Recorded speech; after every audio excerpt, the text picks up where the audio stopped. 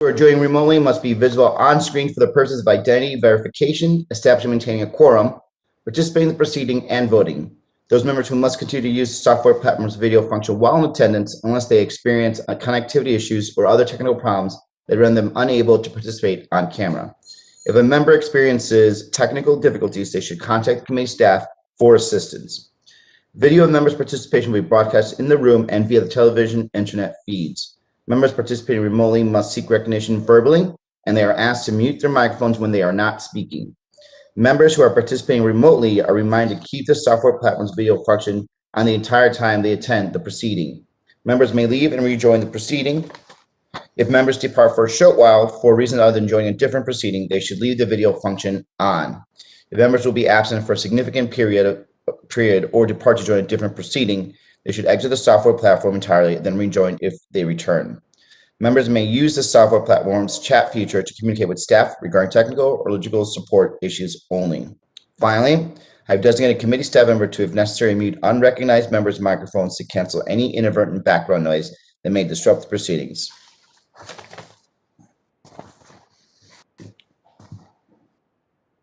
Good morning. I'd like to welcome today's witnesses, Mr. Ronald Moultrie, Undersecretary for Defense of Intelligence and Security, General Paul Nakasone, Director of the National Security Agency, Chief of the Central Security Service and Commander of U.S. Cybercom, and Lieutenant General Scott D. Berrier, Director of the Defense Intelligence Agency.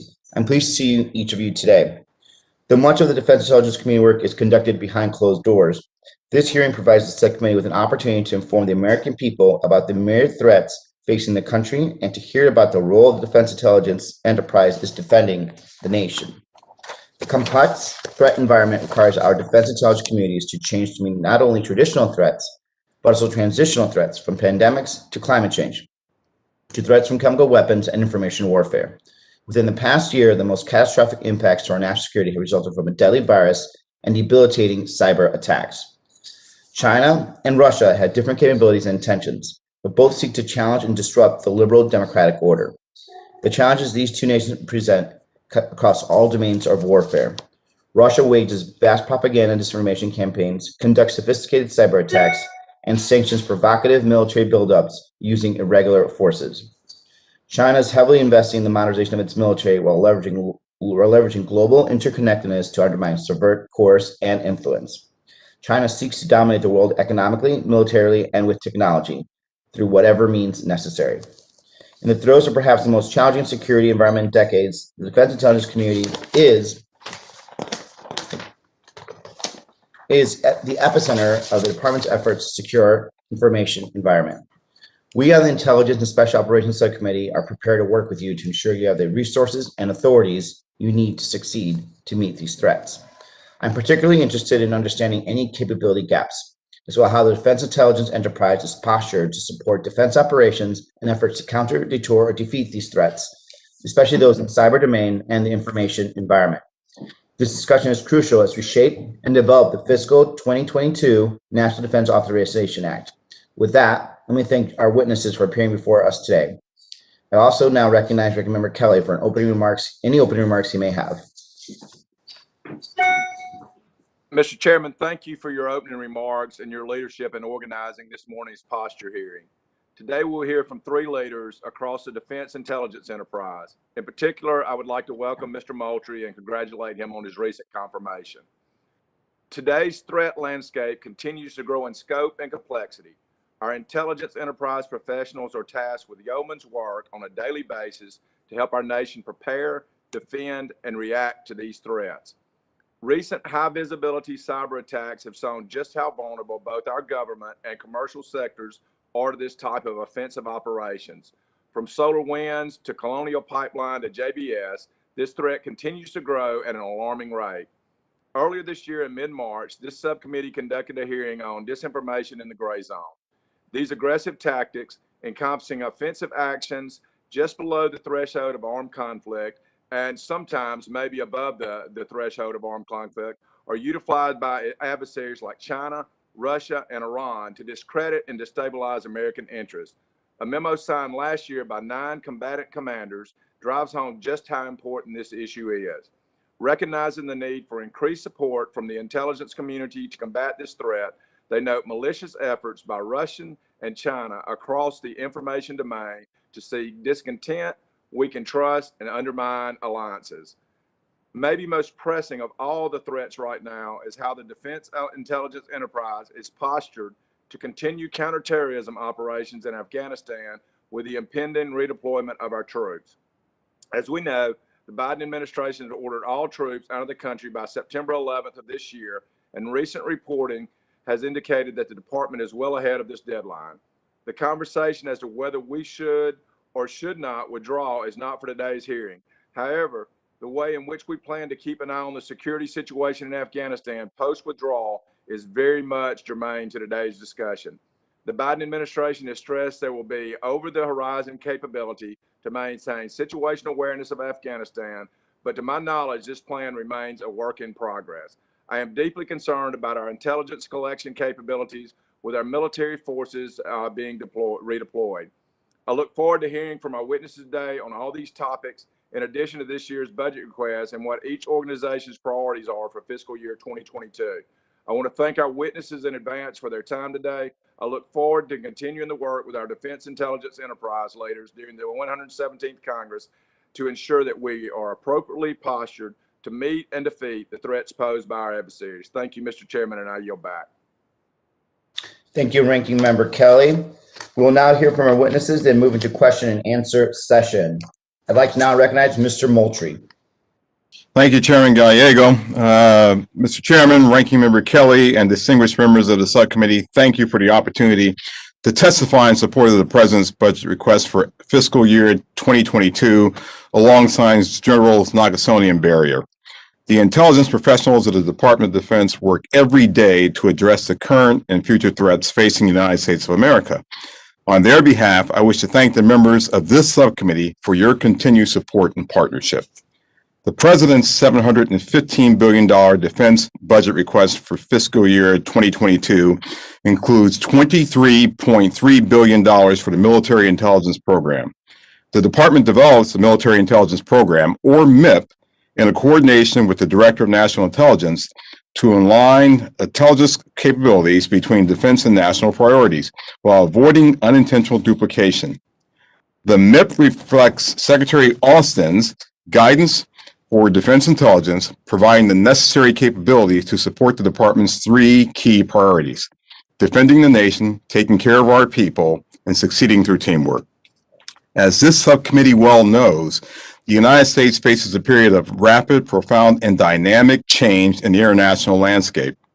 The expansion of the competitive space beyond traditional military domains and geographic boundaries increases and complicates demands for defense intelligence, collection, analysis, and planning.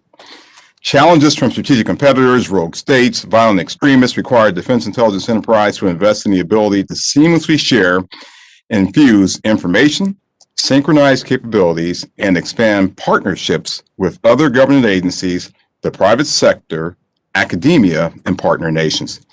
To address these challenges, the Defense Intelligence Enterprise is focused on the following priorities: the pacing challenge of China, advanced and persistent threats from Russia, North Korea, and Iran, and understanding and harnessing rapid technological advancements and countering adversarial non-state actors.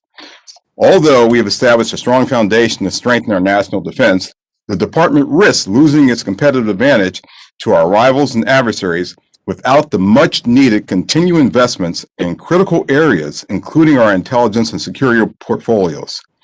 To address our adversaries' widespread use of disinformation for malign influence, the department is taking a whole-of-government approach, which includes reviewing classification processes, pursuing wider dissemination of classified information through our broad alliances and partnerships, and the thoughtful release to the public of certain unclassified information to support U.S. interests. In addition to meeting the department's intelligence needs, improving DoD security is critical to protect DoD personnel, installations, technologies, and information. Enhanced security protects against the compromise of our supply chain, the theft of critical technologies, and threats posed by foreign intelligence services, trusted insiders, and violent extremists, both foreign and domestic.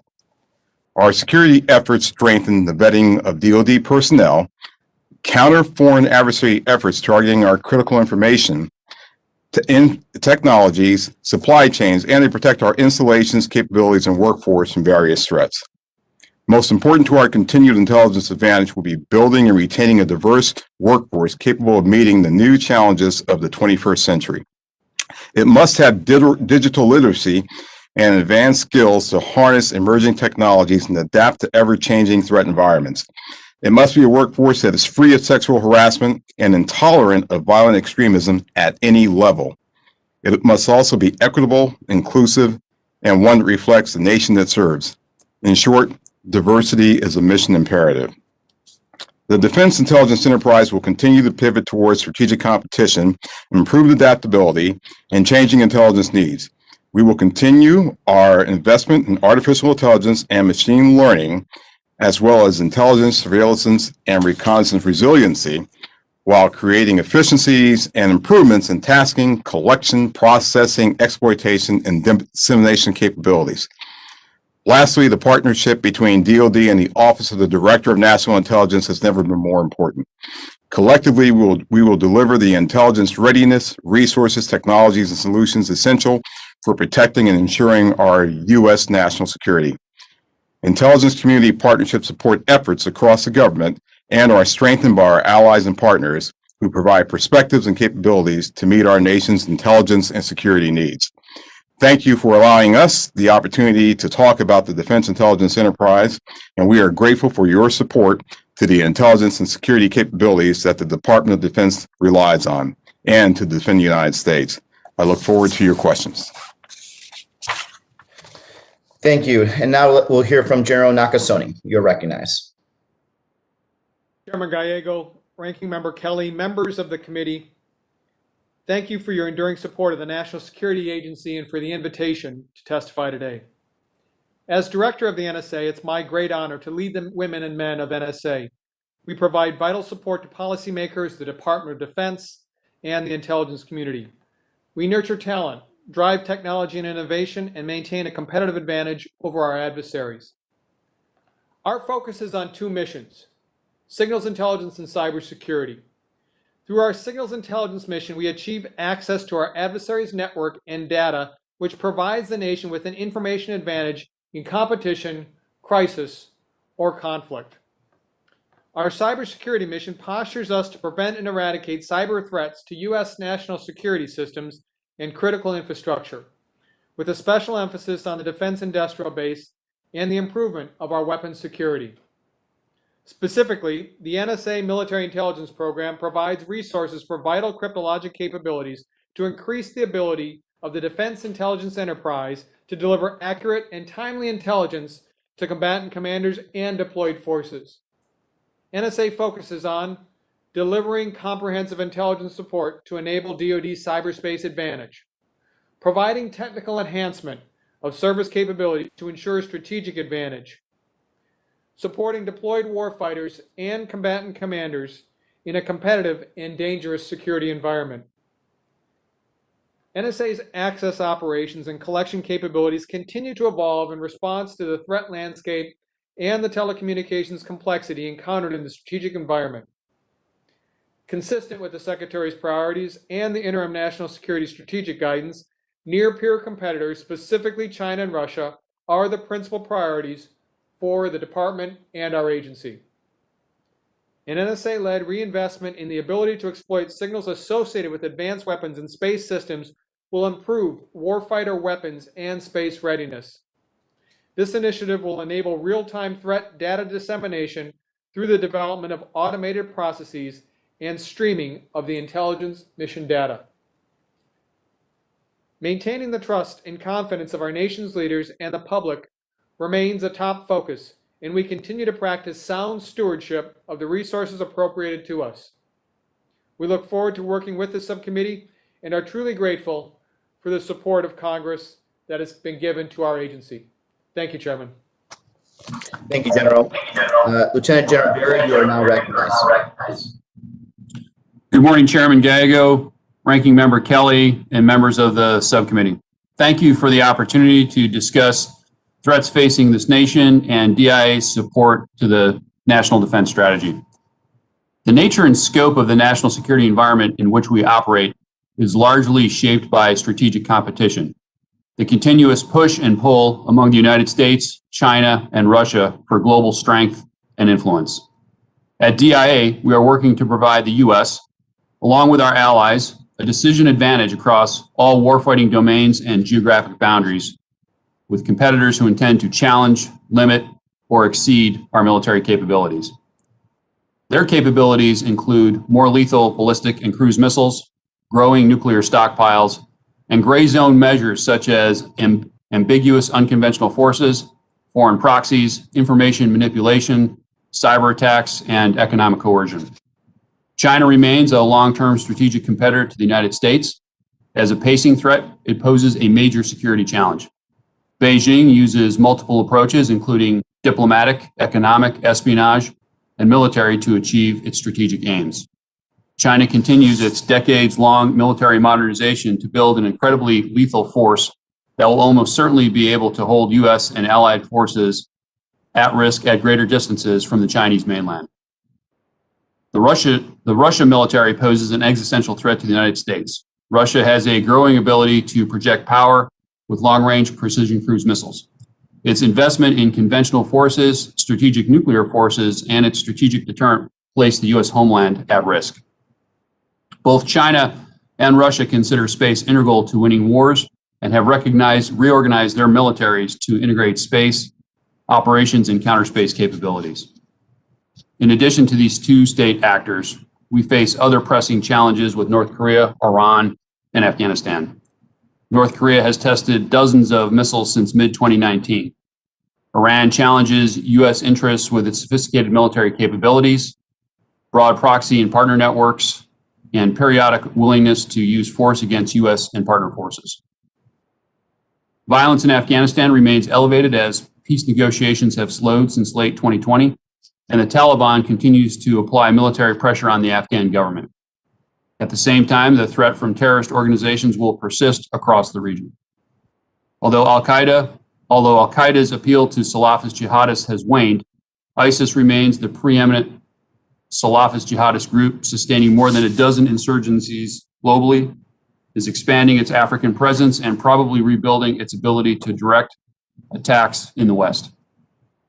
Transnational, racially and ethnically motivated violent extremists, or REMV, organizations also operate across borders and attract recruits and spread ideology online. The United States will also face increasingly advanced, persistent, and sophisticated cyber attacks from an array of state and non-state actors. Today's threat environment reflects rapid, significant technological change and adversarial challenges in every operating domain. I am committed to ensuring DIA is positioned to meet these challenges by modernizing key capabilities across the top secret IT network, our foundational military intelligence mission, and our ballistic missile technical collection architecture. I'm proud to lead DIA and its outstanding workforce. Thank you for the opportunity to testify, and I look forward to answering your questions. Thank you, Lieutenant General.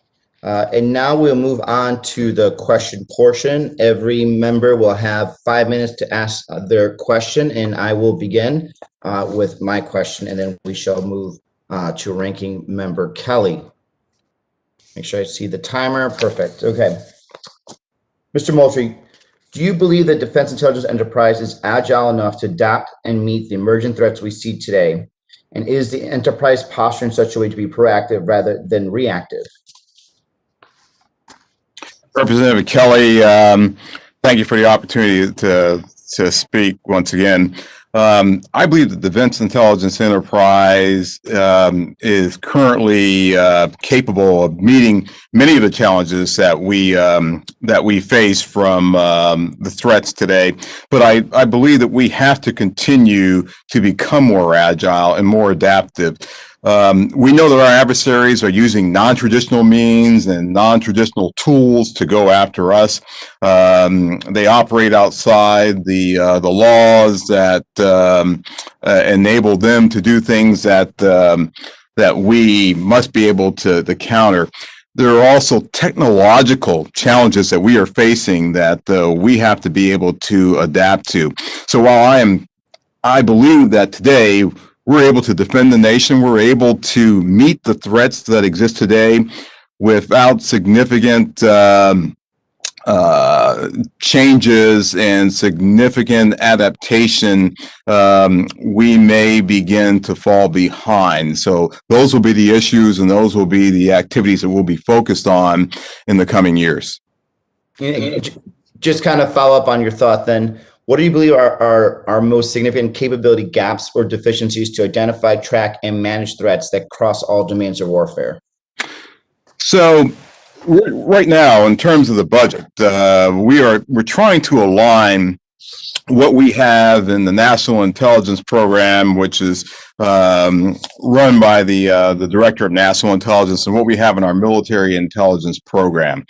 Once we have that fully aligned, we will be able to have a better sense of what those gaps are, and then would like the opportunity to come back to brief you more specifically in the committee on those gaps. And some of it, I think, will be better translated to a closed session than an open session, but really look forward to coming back after we have that NIP alignment to come back and talk to you.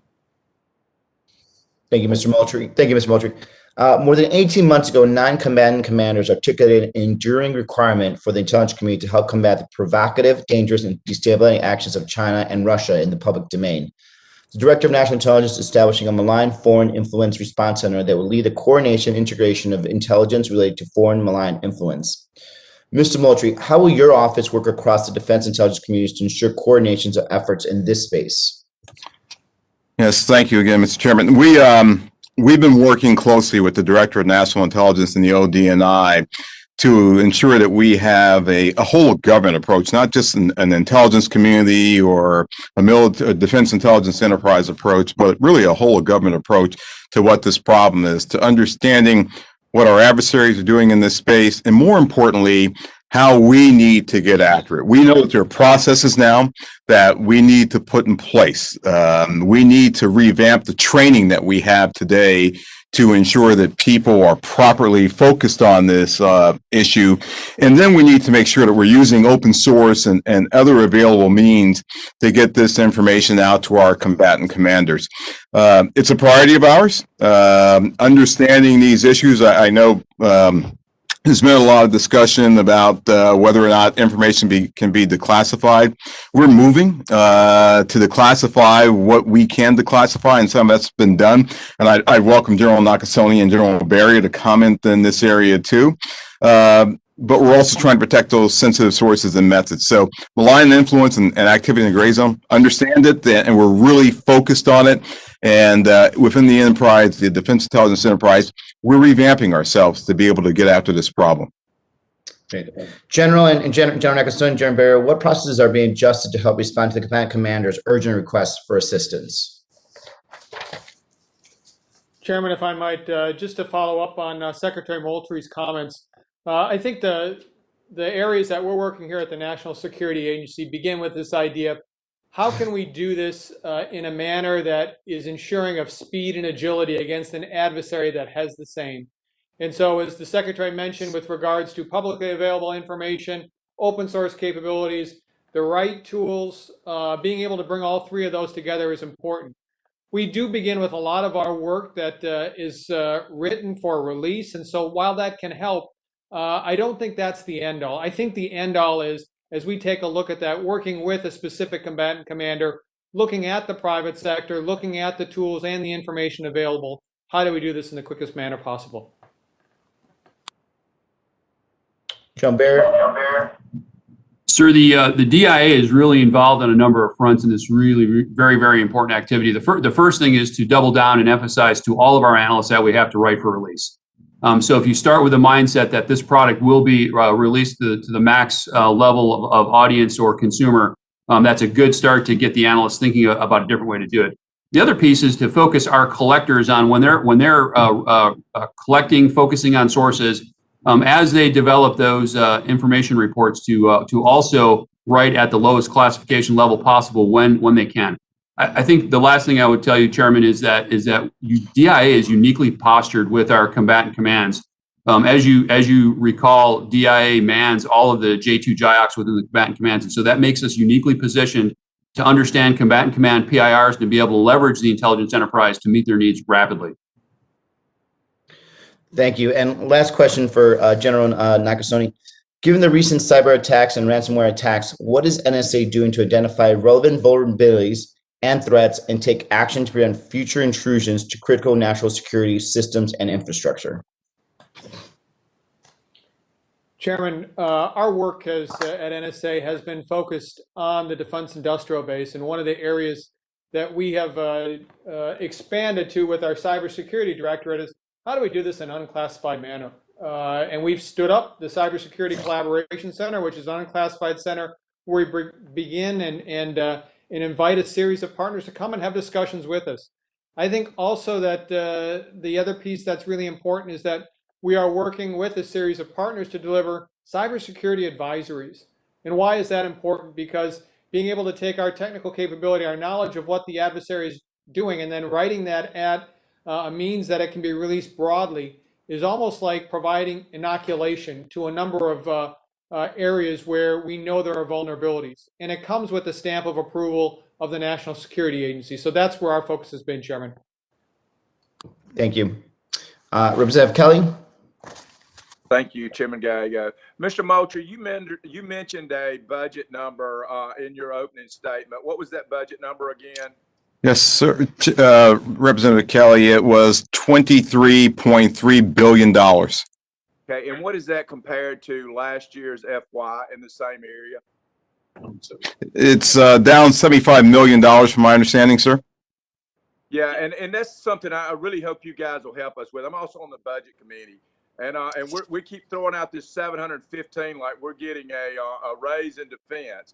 And the reality is it's actually a cut in defense, and that doesn't count the $600 billion that is going to climate change, which I'm not opposed to, but it shouldn't be out of defense. It should be above and beyond what we're doing. Do you have the necessary resources with those cuts to do what we need to do in the defense enterprise and the defense intelligence enterprise? And what are you doing to mitigate these cuts? Ranking Member Kelly, we support the president's budget. Our goal is to look at the resources that we have and then focus those resources, really optimize those resources on the key priorities that are facing the department.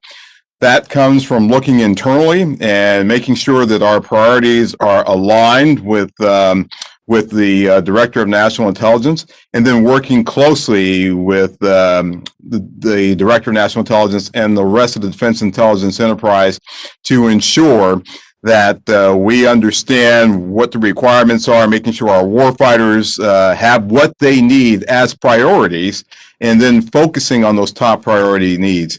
We're looking at that now, and our plan is to ensure that we report back to you on where those gaps are and where we think that we need heightened focus and emphasis for the future. Yeah, and Mr. Moultrie, I just to all three of y'all, this is a battle we can't lose, whether it's budgetary, economically, intelligence-wise. And I would just say, when we're not properly resourced with the dollars going to soldiers, sensors, and shooters, when we're not properly resourced, that results in planes falling out of the air, ships crashing, tanks rolling over, lack of training, and lack of resources. So I hope we'll be smart with our dollars. And if you need more, I hope you guys will stand up. My next question in my opening remarks, I'm concerned about our intelligence collection capabilities once we withdraw from Afghanistan.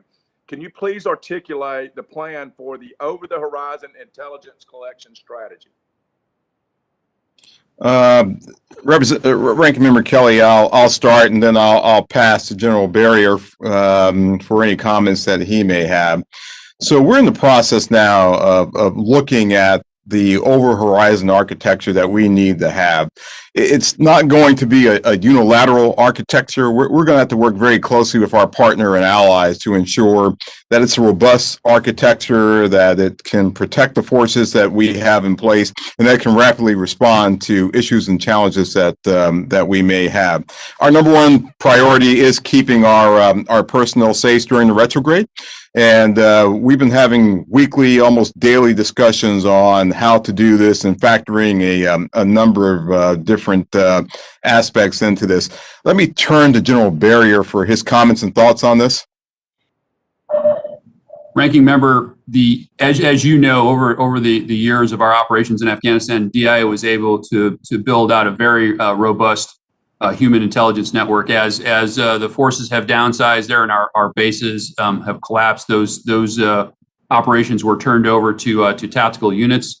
And as we get even smaller, the last platform we'll really have there will be our attachés at the embassy. So from a human perspective, we'll have to try to manage some of that from over the horizon or through reach back. And then for any other collection, I would ask General Nakasone for his thoughts. Ranking member, excellent question. I think there are three elements that we will base over the horizon collection on with the national security. First of all is working with U.S. Central Command, U.S. Special Operations Command. How do we leverage the tactical collectors that remain within the area? Second piece is how do we work with a series of partners among our closest partners internationally to be able to leverage their collection capabilities within the area? And the third piece, very frankly, is being able to leverage our national collection capabilities. It will be different. It will be different than when we were in the country of Afghanistan, but it is being mitigated based upon those three factors.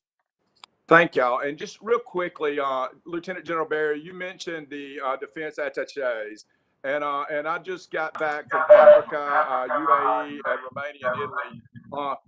Some of our allies are concerned that we're going to remove some of these defense attachés. Can you guys commit that we're going to keep the number and where we are in our defense attachés, that we will continue to have those with our embassy to do the great work that helps our State Department? Remember, I'm committed to keeping the current number of attachés and attaché platforms that we have now. I know of no plans to cut any of those back. As you know, it is a jewel in the crown for DIA and gives us great presence and access and influence. And then my final question, with regards to the 36-star memo, can you guys describe what changes have been made to support the combatant commands? And carrying that a little further, you and the rest of the IC are going to have to do a greater job of working with our partners and allies to make sure that we're sharing intelligence. Can you tell me what your plans are, or what changes have been made to support combatant commands, and what changes we made into working with our allies across the IC? Sir, I can take that to start.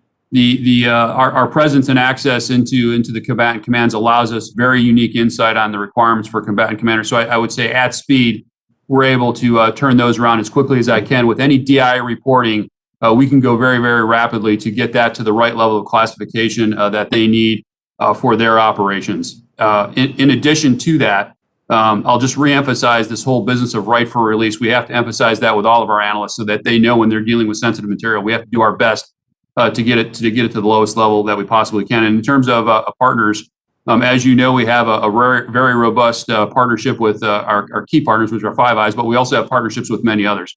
And whether those are through some like alliance frameworks or with bilateral relationships, we're working very hard to make sure that we keep those as robust as we can, and that we can make it sure that we get something back when we give.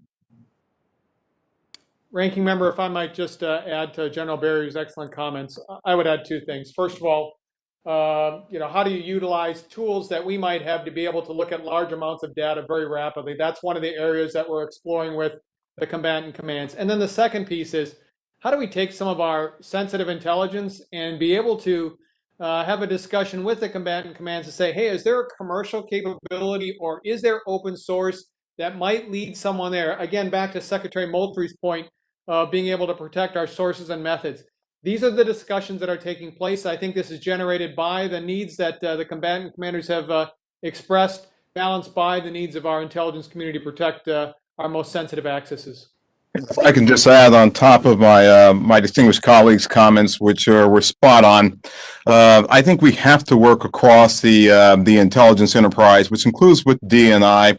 It's a whole of government effort. There's so much information that's out there, things that we're learning, and the open source arena is not just a purview of the defense intelligence enterprise or the intelligence community. So working as a whole of government, making sure we have the right policies in place, and that we are leaning forward in this space, Ranking Member. Thank you. And again, congratulations, Mr. Moultrie. And Mr. Chairman, I yield back. Thank you, sir. Now I recognize Representative Larson. Thank you, Mr. Chair. First question I have is for Mr. Moultrie. A 2020 GAO report showed certain demographic groups experience disparities and challenges within the intel community. So I want to know if you could be specific about what your plans are for recruiting, retaining first and second generation Americans, especially women and people of color, into the intel community. And Representative Larson, thank you very much. This is I mentioned in my opening remarks, it's a mission imperative for us. As you know, the demographics of our country are changing. We have to recruit our best, our brightest. We have to recruit those individuals who bring different perspectives, and we have to be inclusive in all that we do. We also have to be able to work globally, and to be able to work globally, we have to look in many instances like individuals around the globe. So our goal is to really emphasize this. The Secretary has made this one of his priorities, and he talks about it in the same terms that the President has talked about. We want to ensure that we have that workforce that not only mirrors what America looks like, but can help us do the things that we need to do. I plan to focus on this. It'll be one of my priorities. What I will do is make myself visible, but also hold individuals accountable. So what we have found throughout the years is what gets measured gets done. So we set the standard, and then we hold individuals accountable. We work with them to say, here's what we're looking at, here's what we need. Tell us why we are falling short, and we will do so. We've already started these discussions, and you have my commitment that I will continue to make this an emphasis in the focus area.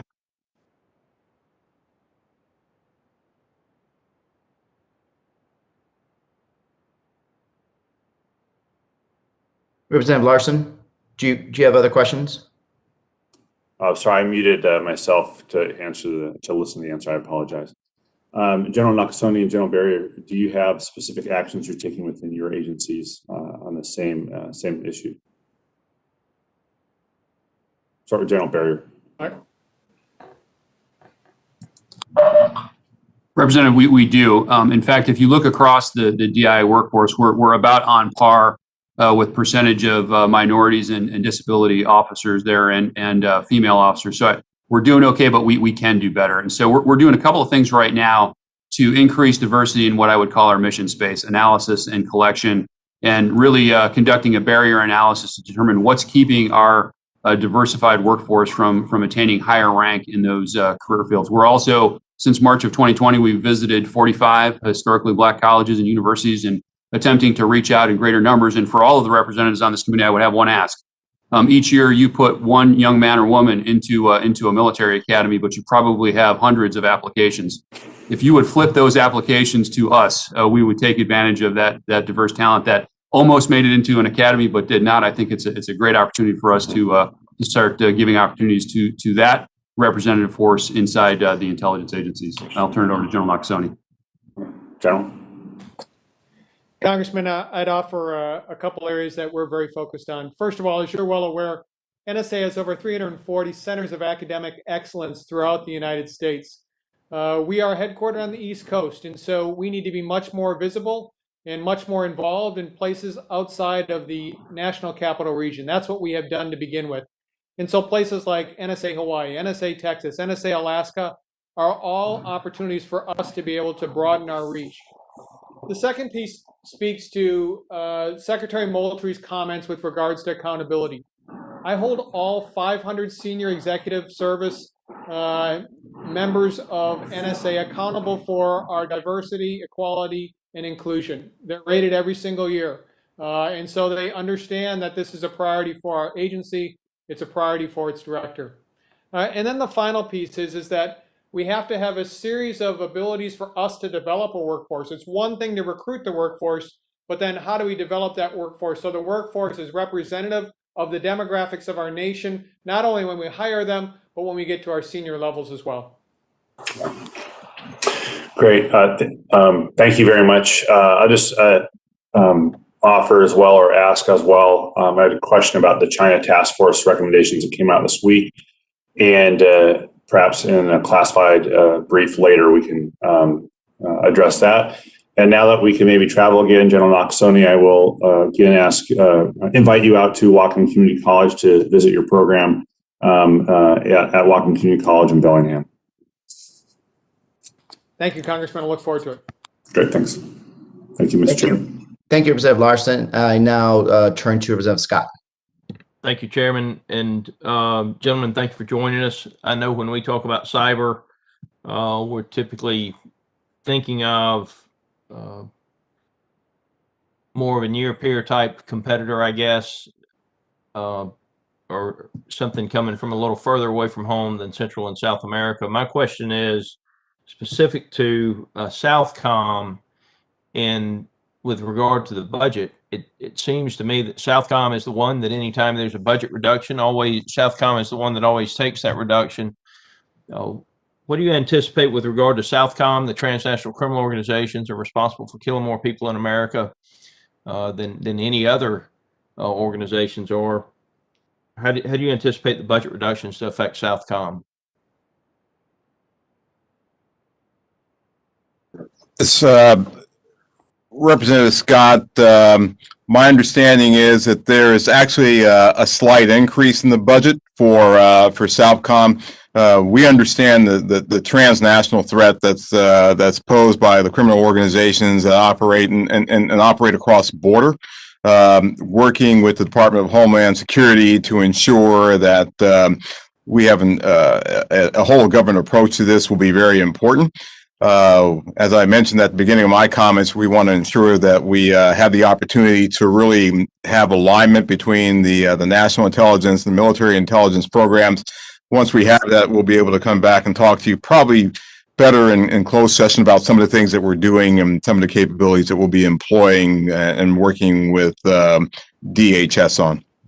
To be clear, I think we should be using every asset the United States has to shut down the transnational criminal organizations. They have killed more people than Al Qaeda has in this country, and they do it on a monthly basis. And so I appreciate your comments there. And my next question is for General Nakasone. Admiral Stavridis, if I've got that correct, said Trump got a space force, Biden should get a cyber force. The administration should create a full-fledged cyber force. We're overdue for an elite independent branch of the armed forces in which all the personnel wake up every morning thinking about defending the nation in cyberspace. Do you agree or disagree with that, General? I mean, should we establish a cyber force? I mean, Fort Gordon is in my state, not too far from where I live, and just open to suggestions with that. And I'm open to the creation of a cyber force if that helps us better carry out the mission. Congressman, thank you for that question, and I appreciate Admiral Stavridis' thoughts on that. Here's what I've experienced over 10 years working within cyber. Our focus right now is developing the 133 teams that U.S. Cyber Command has. As the NSA director and the commander of U.S. Cyber Command, the most important thing we can do is to continue to have outcomes, positive outcomes that we've seen with forces like Army Cyber, of which I used to command, that's headquartered at Fort Gordon. My concern with moving towards a cyber force right now is the infrastructure, the other elements that take away from what we want. We want the best cyber operators working mission every single day. And I think we have that based upon the experiences that I've had and also the outcomes that we've seen in the past 2 elections. Okay. Well, I guess what can you expect? You said the past 2 elections. What are you alluding to with that? Yes, in 2018, one of the things that that we took on across both NSA and U.S. Cyber Command was to come together onto an organization that I called the Russia Small Group that was focused on ensuring we would not have influence or interference in our midterm elections. We took the same approach in 2020. And so being able to ensure that adversaries operating outside the United States could not impact through influence operations was one of the things that was clearly what we focused on. We had great success in both elections. Okay. All right. I'll leave it at that, Mr. Chairman, and yield the remainder of my time. Thank you, Representative Scott. We now move to Representative Cheryl.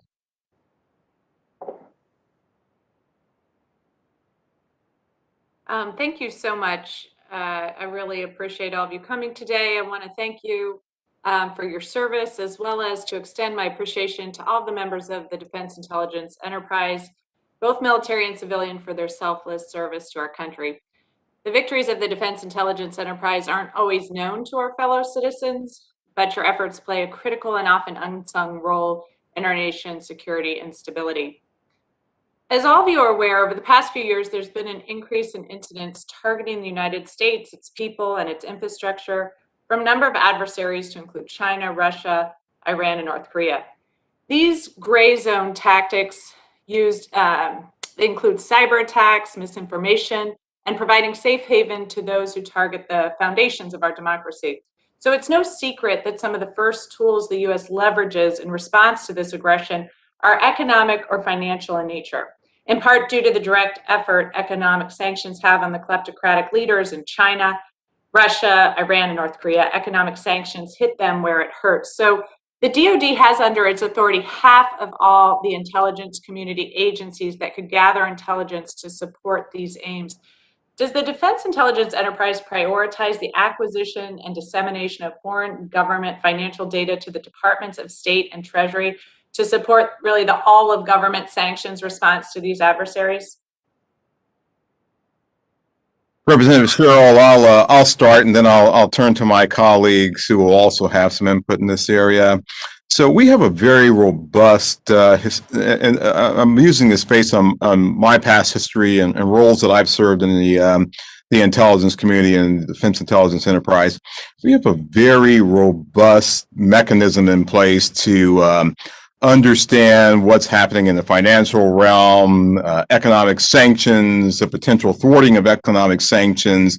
And we have great exchange with the various interagency partners that rely on this information to inform not only their activities, but also to help inform their policies. Our goal is to continue to do that. We know that we can't operate in a vacuum. We see these activities occurring. We incur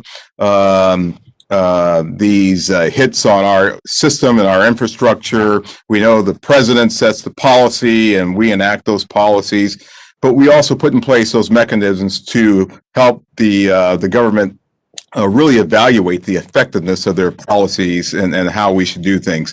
So my understanding is we have done that. Of course, we will continue to do that. Let me turn to General Nakasone and General Berrier to add any comments that they have in this space.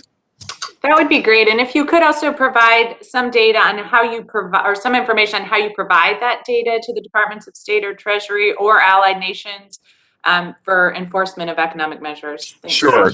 Representative, without going into great specifics, I'll let General Nakasone talk to this because his organization has a very robust way of providing this information real time and to getting feedback, and also has individuals who are integrated to help them understand this information. So, General Nakasone, can I pass this to you, sir? Thank you, Secretary. I appreciate it. Congresswoman, I would add to Secretary Moultrie's comments. How do we measure this? And I think your question is spot on, and your characterization of the competitive environment is exactly what we face today. This is how we measure it. First of all, is the reporting, and we can certainly provide the reporting that we do with a series of different partners to include both our interagency partners and our international partners. But here's what really gives us gravity in this space, and that's our talent. That's being able to have people that are at Treasury, that are at State, that are at FBI, that are at Energy, that are able to provide the expertise and the wherewithal to say, this is what we're seeing and this is what is impactful.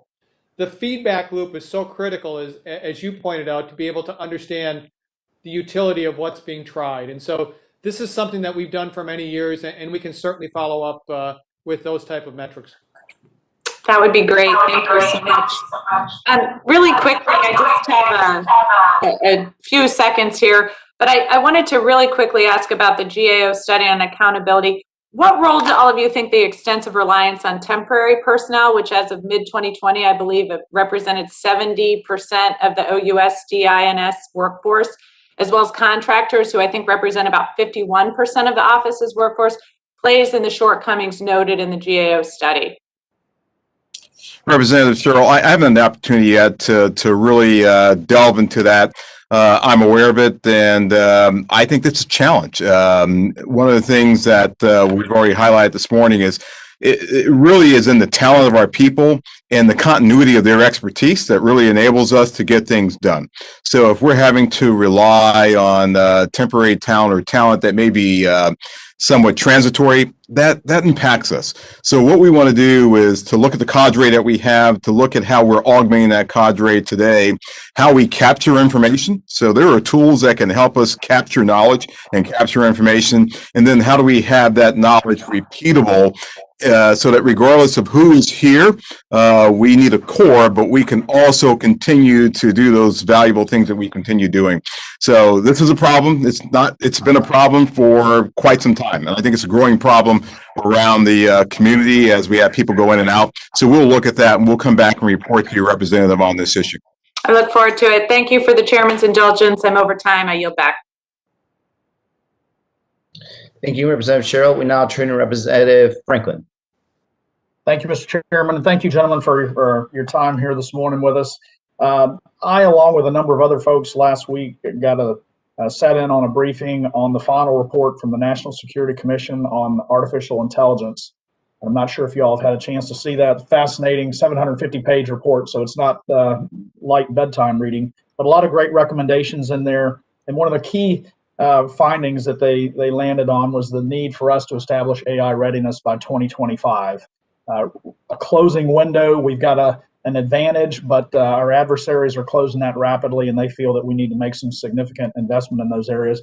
I know that we have, as an intelligence community, with things like Project Maven and Mars. I know we're working to capitalize on artificial intelligence and machine learning. You know, one of the findings they said was the intelligence community will benefit from AI more than any other national security mission. But then further, we've talked a little bit about talent. They said the talent deficit in DoD and the intelligence community represents the greatest impediment to our achieving that AI readiness by 2025. General Berrier, I was really intrigued with your recommendation there about the Service Academy candidates, because I feel the same way every year. We have a tremendous talent pool there. And in all these hearings, and even across departments with other agencies of the government, it's just this need for talent that we're all fighting, and particularly in the area of the digital world. We talked a little bit about Digital Service Academy and other meetings. I'd be curious for your all's thoughts on whether you think there's maybe there's a time for a new service academy, a digital service academy. Would you support that, and what are your thoughts? Representative Franklin, I'll just start and quickly turn to my colleagues. AI, ML, it's going to be a game changer. It already is a game changer. And it's an area where our adversaries they really understand it. They understand that data is power, and being able to harness that data is really where your power will be in the future. And so getting after this, as you know, in the USDINS, we have the Project Maven is something that we prototyped, if you will, and now ensuring that we can get that out so that we can actually spread that throughout the intelligence enterprise is going to be key. So we're focused on this. Haven't thought about the digital academy piece. Know that we need to have a better way of actually coalescing around this. But your comment is spot on to where we need to be, and I know my colleagues have been thinking about it. So let me pass it to Generals Berrier and Nakasone for their comments. Congressman, that's a great comment about AI, and that's everything for DIA right now. As we move from the legacy database called MIDB, think of it as everything we know about the world, but in analog. Think of Excel spreadsheets, think of stubby pencils, think about analyst time on a target folder, if you will, to an automated AI ML infused product that is much richer in this day and age and will be a foundation for the department as we move into our joint warfighting concepts. So it is everything to us, and we would like to invite you and your other committee members down to take a look at that. On the digital academy, I would just say that we need folks who are data literate and understand the science, because right now they're hard to find. If it took a digital academy, that would be an interesting way to put a bunch of those folks into the workforce very, very rapidly, and it's a very intriguing idea. Congressman, I've had the opportunity to take the outbrief on the National Commission. In fact, they outbriefed me just this week. I couldn't agree more with you with regards to the talent piece of it. We have a tremendous amount of talent here at the National Security Agency with regards to AI and ML and data science.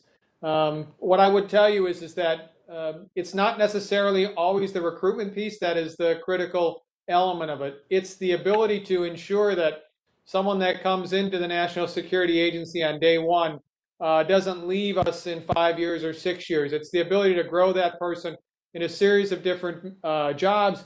At the same time, being able to understand that that person is being recruited by the best of private industry and government. And I think this really does speak to what Secretary Moultrie, I know, is very interested in taking on, which is a look at how do we ensure our best talent stays within the defense intelligence establishment. And that's something that we're going to have to do collectively. Okay. Yeah, they had cited specifically 2025 as a kind of a marker out there for when we need to be ready. Do you all feel that we are making the proper investments to maintain the advantage we have over our near-peer adversaries? And if not, what do we need to do to ensure that we keep that advantage? I'll start, Representative Franklin. I think we understand what the priorities are in this space, and we understand the things that we need to do.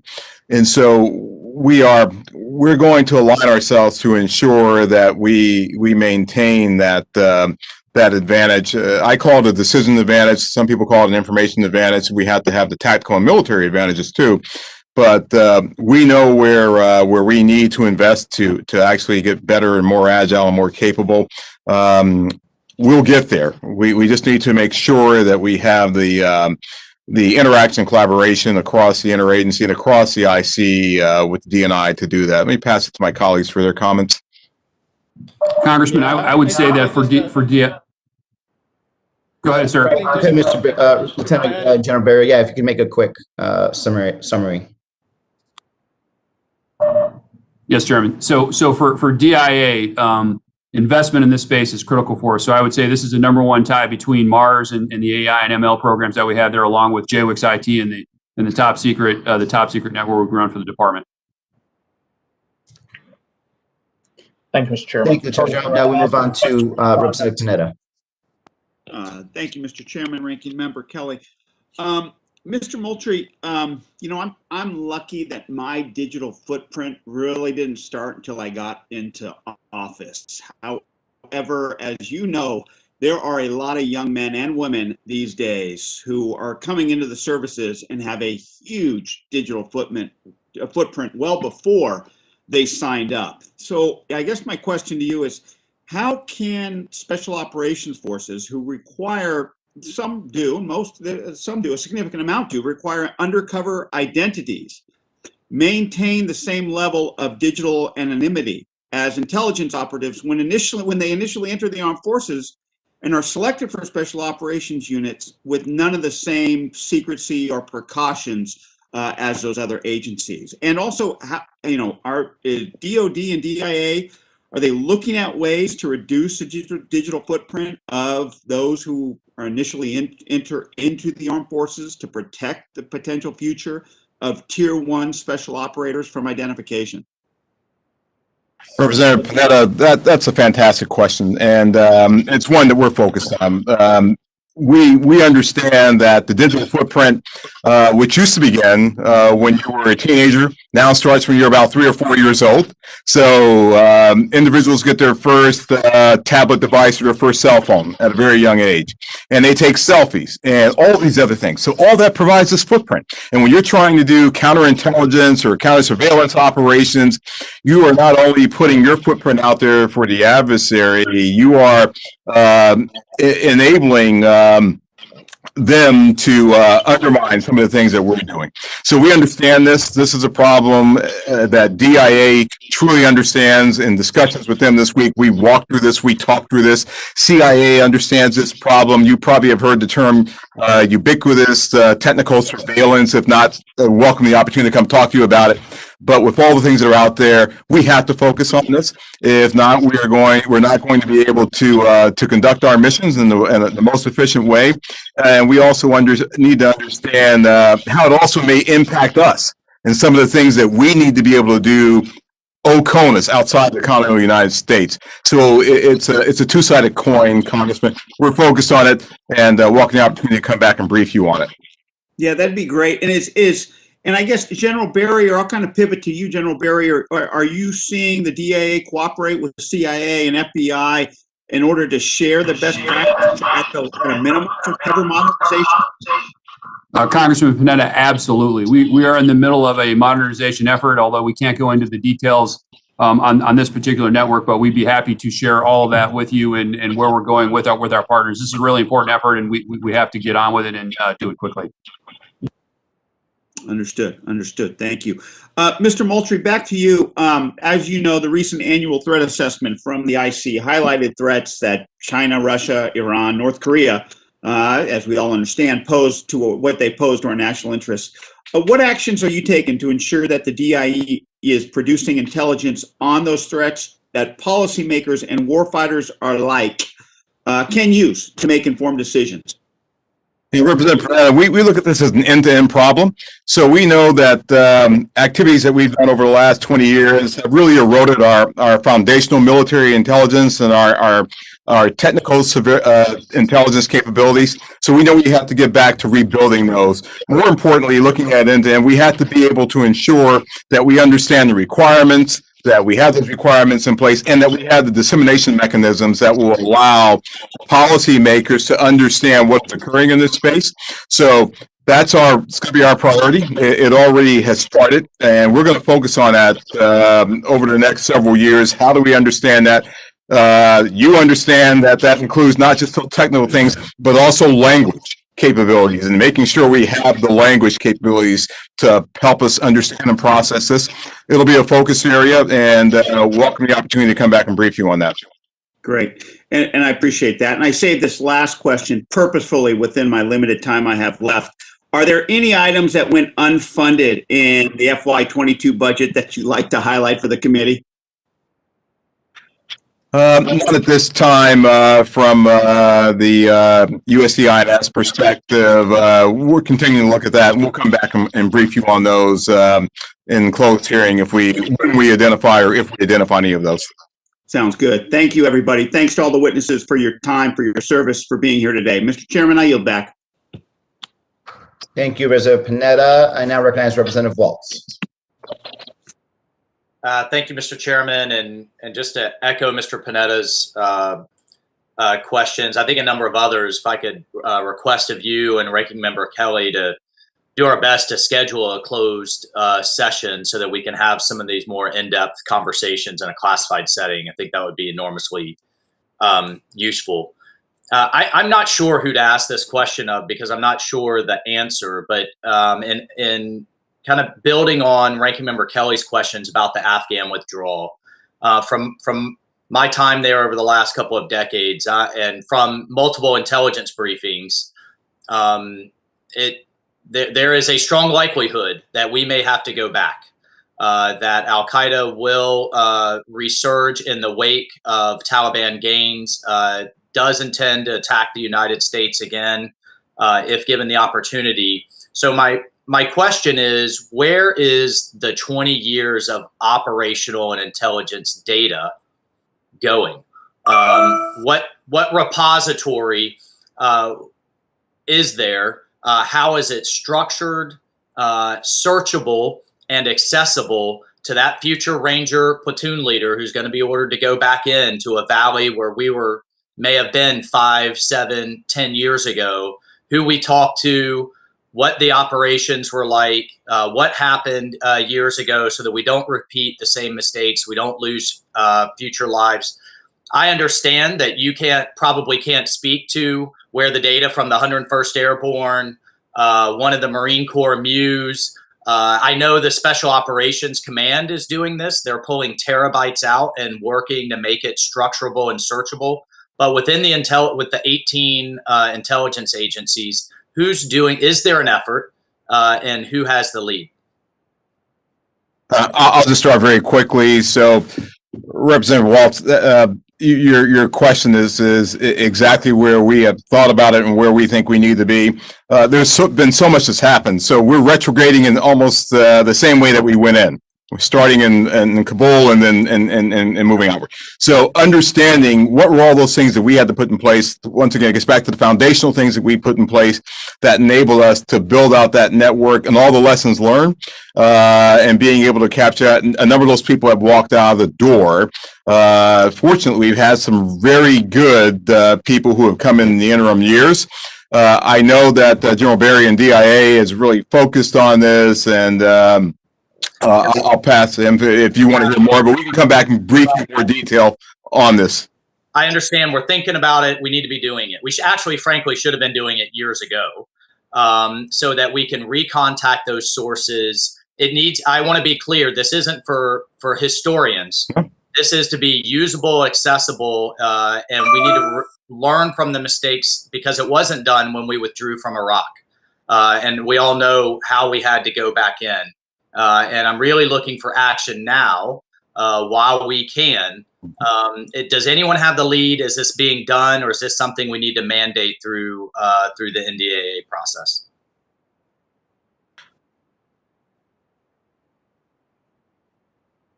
Oh, I can't hear you. That's my bad. From USCIS perspective, we're taking the lead to ensure that Defense Intelligence Enterprise is focused on this. You can hold us accountable for working across the department with others to ensure that the intelligence capture piece is there, and we'll work closely with the rest of the Combat Support Agency and enterprises to make sure you have this information. Thank you.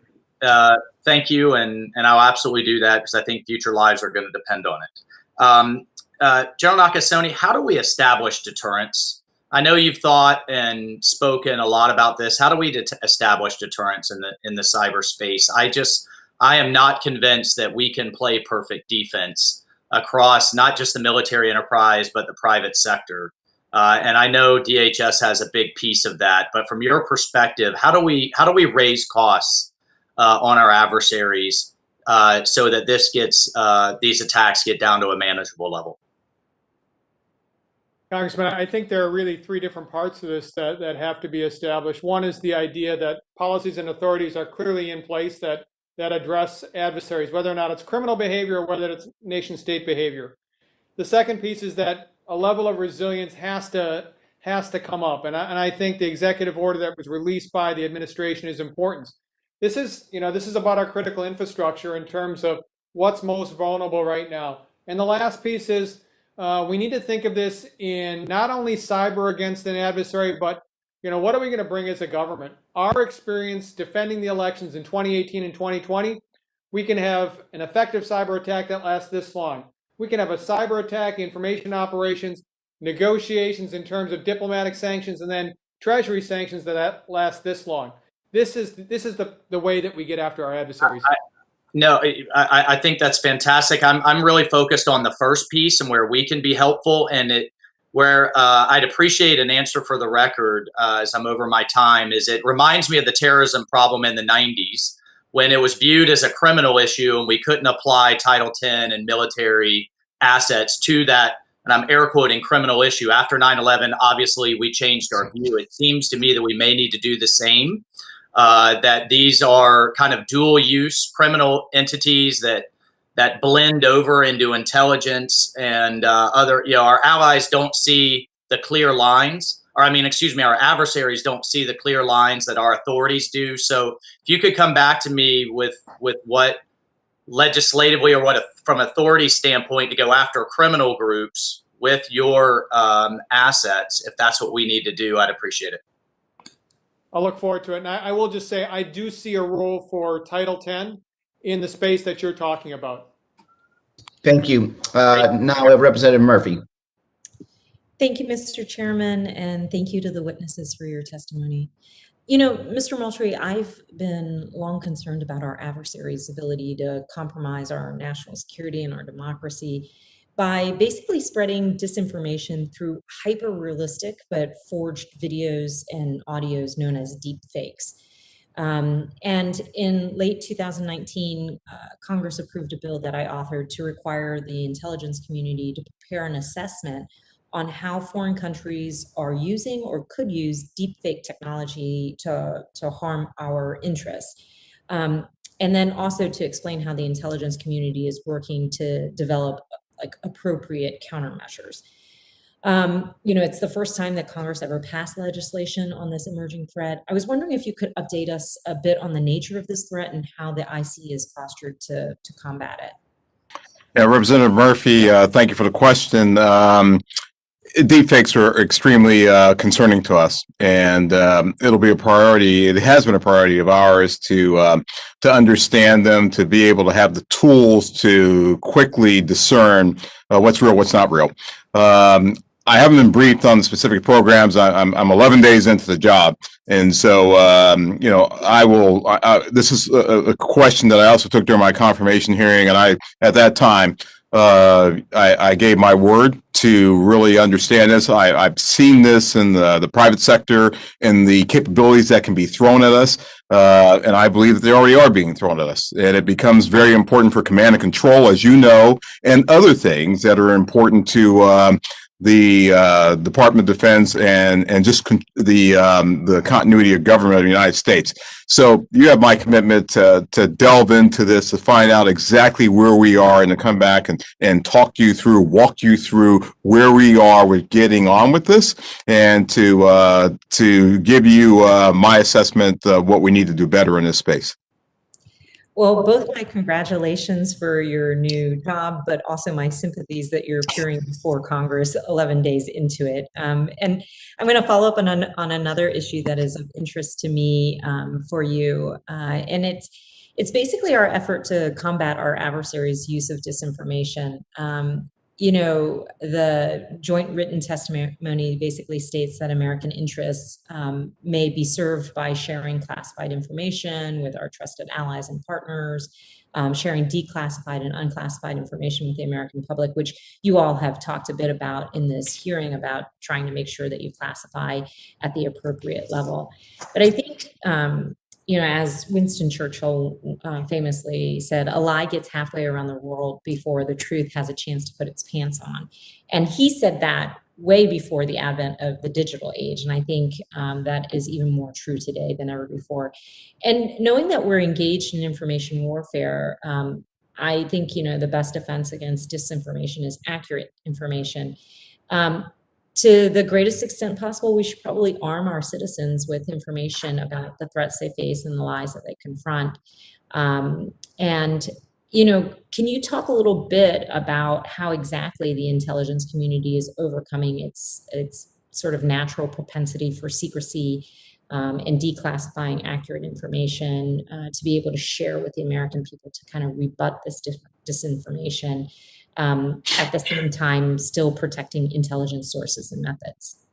Yes, Representative Murphy, our goal is to ensure that we're classifying at the right level and not overclassifying, and especially in this space where there's so much different disinformation out there, just ensuring that we can work with others across the government to ensure that they understand. I think first we have to start, as you rightly said, within the intelligence community to ensure that we are declassifying what we need to declassify, then working with other government agencies who have responsibilities for disseminating to our population what the real threats are, working with Homeland Security and others to ensure that they understand. We have integrees who help us do that. But then approaching it holistically, our allies and partners play a key role in this. They understand what's happening in their space. Many times things have happened in their space before they happen in our space. So working to ensure that we have a global view of this, a global message that we have, and then that we message our populations at the same time. Because as you said, for some reason, there's a propensity, and maybe it's a cultural thing, for people to want to believe something that may be inaccurate instead of believing what may be true and good. And so there is a culturalization piece that has to occur here. There are experts in the government that are outside the intelligence community, working closely with them, working closely with you and your constituents to understand what their concerns are. I think that's really important, that you have the constituent piece, we don't. And then using that whole of government approach will be important to us. You have our commitment to do that. Great. Thank you so much. And I will yield back the remainder of my time. Thank you. Thank you. Thank you, Representative Murphy. I think we're done with our normal rank order questions. I'd love to see if there's any other member that has any other questions with the remaining time. I certainly don't, as the chairman. Recommend Member Kelly does not. I do recognize Representative Murphy. Go ahead. I did have one more question, and wanted to make sure I had time for the response. You know, General Nakasone and Lieutenant General Berrier, I'm really focused on making sure that the Defense Intelligence Enterprise is recruiting and retaining native speakers of key foreign languages and training non-native speakers to high levels of proficiency. You all have already talked about in this hearing about the need to have people represent kind of the diversity of the country, but also the need to have folks who are able to be able to blend in foreign situations.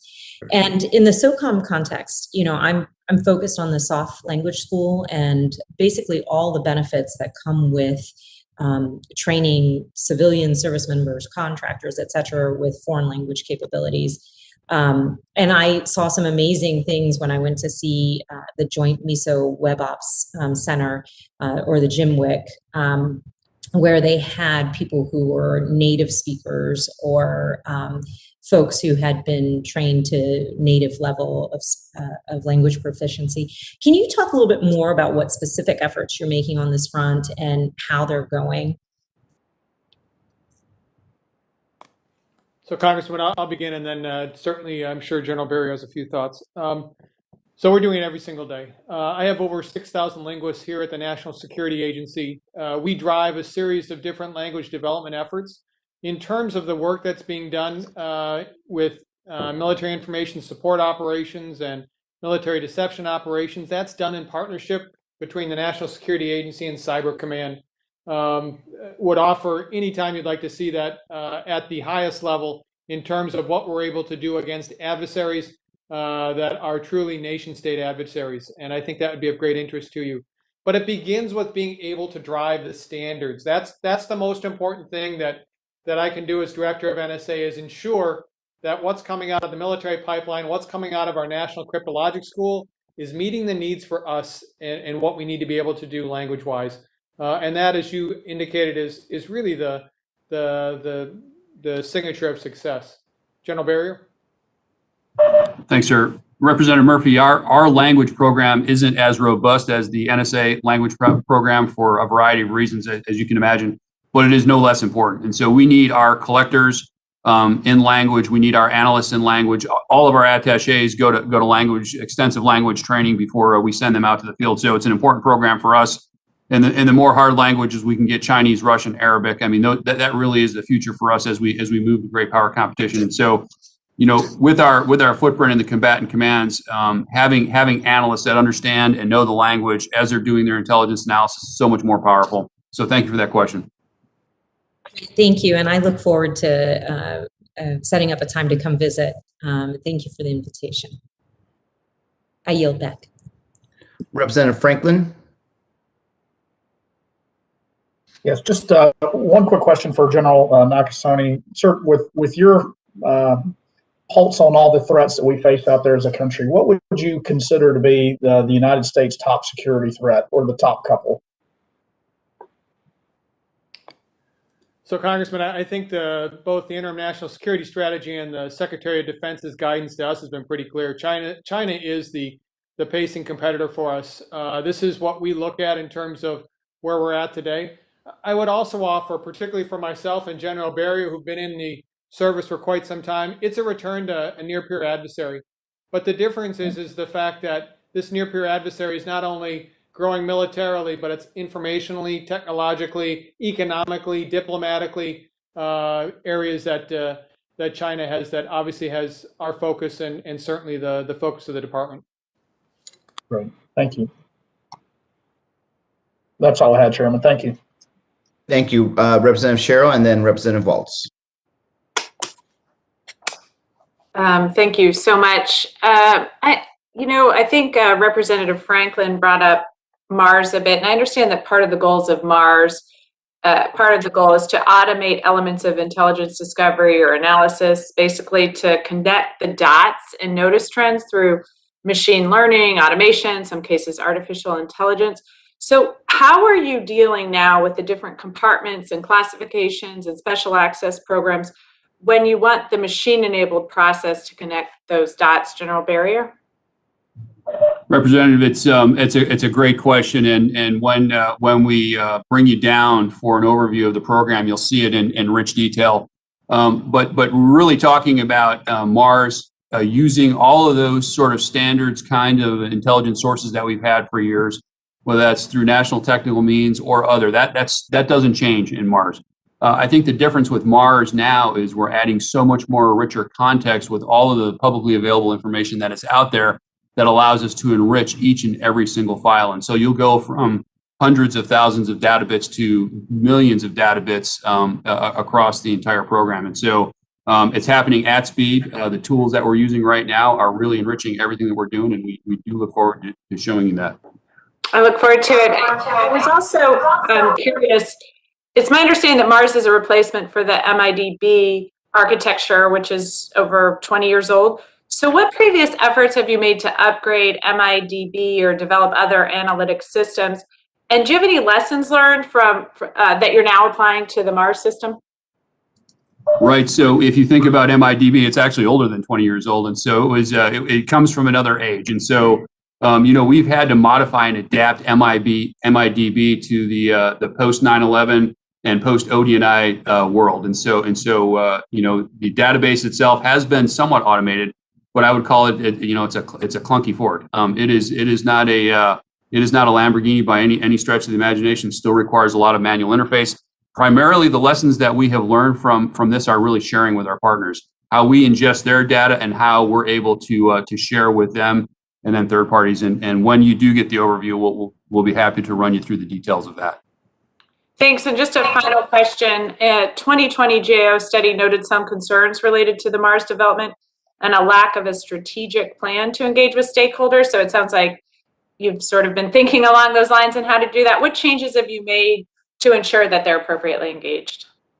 First off, Representative, I would say it's a program of record. And so by just designated as a Department of Defense and DNI program of record, we've kind of put it on the map as a thing. And now we have a number of roadshows that we're talking to the services about. It's involved in all of our meetings about the joint warfighting concept with the DoD. And so I think there's a much greater awareness right now about what Mars will do. And if you have a JWICS account, you will be able to tap into Mars and use it effectively. That sounds great. Thank you, and I yield back. Thank you, Representative Sherrill. Now we have Representative Waltz. Yeah, thank you, General Nakasone. I just wanted to continue with your thoughts on what Title X authorities, how and what gaps you have to apply to, again, using kind of the terrorism from the 90s versus the 2000s analogy that you can or would like to apply to these. And I'm putting kind of air quotes around criminal groups because from my understanding, many of them are dual-hatted with a number of our adversaries' official government organizations. Congressman, in terms of where we're at right now, I think I have all the authorities I need to be able to prosecute intelligence-wise against these adversaries outside the United States. That's where we obviously have our remit, our authorities, and I think that as the director of NSA, that's not a challenge. I think the question becomes, as we take a look, and I think you're referring specifically to ransomware. How do we bring this all together, right? So how do we do what we're doing outside the United States, being able to share that with the FBI, DHS, private sector, to be able to get after adversaries that are targeting our critical infrastructure like we've seen over the past several months. This is the area right now that the administration is working towards in terms of understanding who's going to have the lead and how are we going to deal with this. Yeah, so I think you're getting at precisely what I'm questioning, and it's that dynamic of who has the lead within the U.S. government, right? And whether this is a criminal activity or whether this is an attack on the United States. I don't think many American people see a big distinction if the interface or the control center for a pipeline is taken out from a missile, sabotage, or cyber, and really who's on the other end of it if it's coming from a foreign actor, many of whom moonlight as criminals, but are also intelligence officers or even have military affiliations or could be surrogates. So I think what I'm probably asking is a bigger policy question. Should this be handed off if it's coming externally? And do you believe you have the authority if we have the political will, if you're given the instruction to take military action against these groups? And again, that was a whole sea change transition that we had to make against terrorist groups where we were trying to arrest Osama bin Laden's inner circle around the world rather than take action and target them militarily. So I guess my question is, do you have the authority to take action militarily if given the order? And should we be? How do we establish? It seems to me until we go on offense, we will not be able to establish deterrence. So again, let me make sure that I'm answering this in the role that's appropriate. So as the director of NSA, as I mentioned, collecting intelligence outside the United States, have the authorities. As the commander of U.S. Cyber Command, operating outside the United States with the policies and authorities that have been established, right? I think I have all that I need between National Security Policy Memorandum 13 and the NDA legislation of 2019 that said cyber is a traditional military activity. That's a very tactical answer to a broader question you have policy-wise, which I'll defer obviously to the policy experts. But this is obviously what's going on right now is who will have the lead on that? And, DOD will certainly have a role operating outside the United States, I would imagine. Okay, great. No, thank you. You're confirming for me that this is a matter of policy and political will to take, should we decide to as a country, should the administration decide to take military action against what some are classifying as criminal actors. Is that an accurate kind of resuscitation? Again, I'm a big believer in the brief back, right? To make sure I understand. Again, sir, I think what you're identifying is a broader policy question in terms of who is going to lead, who is going to, and what type of activities are going to take place. My role is obviously as the commander of U.S. Cyber Command is provide a series of options, just like any other combatant commander. Got it. Yeah. Thank you. I appreciate that. And final question on the recruitment and the retention issue. Do you have any data, or do you have numbers on how many of your cyber warriors that decide to leave active duty transition into the Guard and Reserve? And is that a specific focus area for you? It seems to me we could retain a lot of that talent. In fact, we could probably improve the capabilities of the force as they go out to the private sector, but maintain that bridge and that toe in the water back through the Guard and Reserve. And then related, we've also had a series of authorities for active duty soldiers to go out into the private sector, but then come back in at the field grade level for officers and at the mid NCO. How many is that actually being exercised? How many are going out say to big tech, but then coming back in on the active duty side. And, I know with 25 years in the military, until their peers see their colleagues doing that and still getting promoted and still being successful, that probably won't be as robust as we'd like it to be. Congressman, I think those are two questions that I will take for the record, because I do need to get the data on that. I can tell you, though, with regards to the reserve component, National Guard, reserve forces, tremendous role that they play today, and both not only the National Security Agency side, but also on the U.S. Cyber Command side. And that's, again, information that I can include in the response. Thank you, Mr. Chairman. I yield. Appreciate the second round.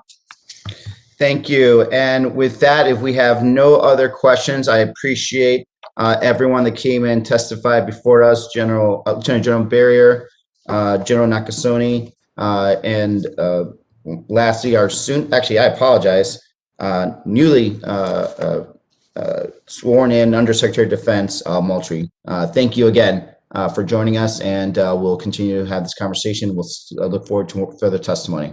Have a good one. Thank you, Mr. Chairman. Thank you, committee.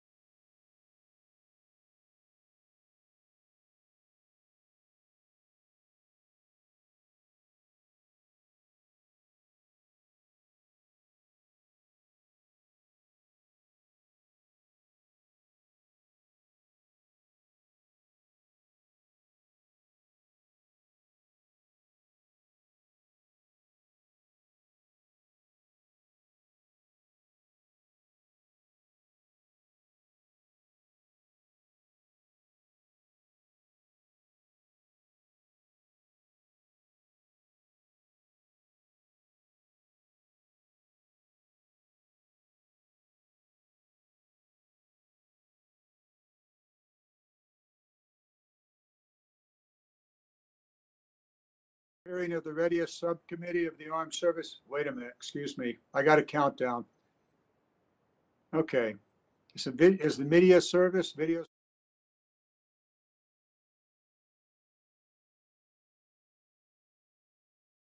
We're on. Ladies and gentlemen, I call to order this hearing of the readiness subcommittee of the House Armed Services Committee. Without objection, my prior remarks will be read into the record about how we have to operate. Now, the council is happy, or at least I'm going to be able to debate with them. I'm going to move directly to my opening statement. I don't see our ranking chairman on yet, but will be, hopefully will be by the time I finish my statement. With that, let's get us up and operating. Military readiness covers a vast breadth of topics, many of which we have covered in depth in other hearings. One of the through lines of this committee's work is finding the right balance between sustainment of existing platforms and facilities and the modernization necessary to meet the threats of tomorrow. While it's important that we invest in systems and equipment that will put us at the cutting edge, we must never forget or ignore our current arsenal. Upgrading and updating these systems are a must if we hope to be successful in any near-term engagement. This balance is the very essence of readiness, and our preparations for near-peer competition require nothing less. The same can be said of our installations. A major theme of my work as chairman over these last couple of years has been prioritizing installation resiliency. For years, the services have taken considerable risk in the installation portfolio, deferring necessary maintenance and upgrades on existing buildings in order to fund new platforms and systems. Deferring maintenance is a chronic issue. We see this across the entire Readiness Subcommittee's jurisdiction. The services consistently fail to fund sustainment, and I look forward to hearing from each of the witnesses today if your budget request reflects the status quo or if the necessary investments are being made so that when the next Hurricane Michael or Hurricane Florence hits, our installations will remain more resilient. Another theme of the committee's work is to ensure that the military services continue to have the resources they need to effectively train our servicemen and women. Our personnel are the most important part of our armed forces, and it's imperative that they have the proper preparation for whatever future fight they may encounter.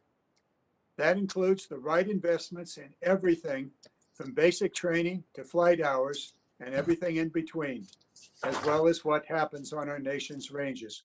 As we look to the future, we know that the field of battle will change and will require the necessary training to ensure that our service members are ready.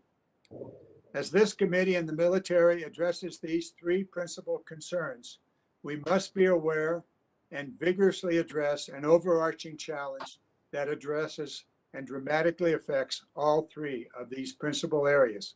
That challenge is the fact of a rapidly changing climate. The Department of Defense is the single largest consumer of carbon energy in America and quite possibly the world. Therefore, to meet the climate crisis, every service must seek to reduce energy consumption with conservation strategies and quickly move to non-carbon energy sources. This has been and will continue to be the central theme of this committee during my chairmanship. I would appreciate each witness sharing with this committee how they intend to address this challenge. As I scrutinize your budgets, I do not see the necessary commitment. And finally, along these lines, over the past year and a half, the world has been forced to confront a challenge that it has not seen in over a century. The COVID-19 effect on every facet of our way of life, and it has killed over 600,000 Americans. I look forward to hearing how each of the services have confronted this threat and weathered the global pandemic. More specifically, how did COVID-19 affect the readiness of our forces, both in a tactical and strategic sense? I see Mr. Lambourne has joined us. Doug, if you'd like, I can read that all again, or we can move directly to your statement. Thank you, Mr. Chairman. I'm prepared to make my statement as you've just made yours, and thanks for having this hearing. Today, we will hear from the service vice chiefs of staff on the current state of military readiness and how the fiscal year 2022 budget request will support military training, weapons systems maintenance, and efforts to meet readiness requirements in alignment with the National Defense Strategy. As DoD continues to shift its primary focus from countering violent extremist organizations to great power competition, our subcommittee remains very interested in how we are balancing current readiness with modernization investments. Unfortunately, the budget request did not continue the progress made under the Trump administration to rebuild our military by requesting a 3 to 5% increase over the inflation-adjusted fiscal year 21 enacted level. We cannot and should not ask our men and women in uniform to prepare to execute an array of missions and tasks and then fail to provide them with the resources necessary to accomplish those assignments. I strongly believe that we must continue to invest in our military as our adversaries grow, especially China. If we do nothing, over the next decade, China will fully modernize its military, potentially bringing it into parity with our own. I remain highly interested about the progress in standing up the new Space Force. This recognition of the importance of space as a warfighting domain is long overdue and is vital to the future readiness of the Joint Force. I am also looking forward to learning more about ways our newest service intends to increase the lethality and resiliency of our space assets, especially in light of increased competition and confrontation with Russia and China. In January of this year, the Air Force selected Huntsville, Alabama as the preferred basing location for the Space Force. Since that time, both the GAO and the DoD IG have begun reviews about the process by which that location was selected.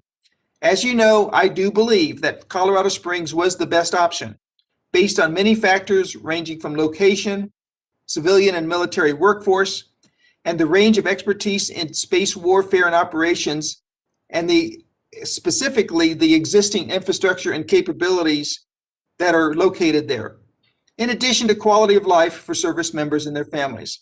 So I eagerly await those reviews as we work to support and stand up this new service and rapidly reestablish SpaceCom to confront the existing and growing threats in the space domain. I was happy to see that the fiscal year 2022 operations and maintenance for the Space Force did include an increase of almost $1 billion over fiscal year 2021 enacted levels. I look forward to hearing how the department is contemplating and prioritizing readiness for its unique force design requirements as compared to the other services. I also look forward to hearing about any lingering or projected COVID-19 impacts to training and readiness of the service departments. COVID presented challenges to training, with many exercises being canceled, despite reports that there has been no degradation in readiness and that readiness levels are at historic norms. So there seems to be a discrepancy there that I would like to explore.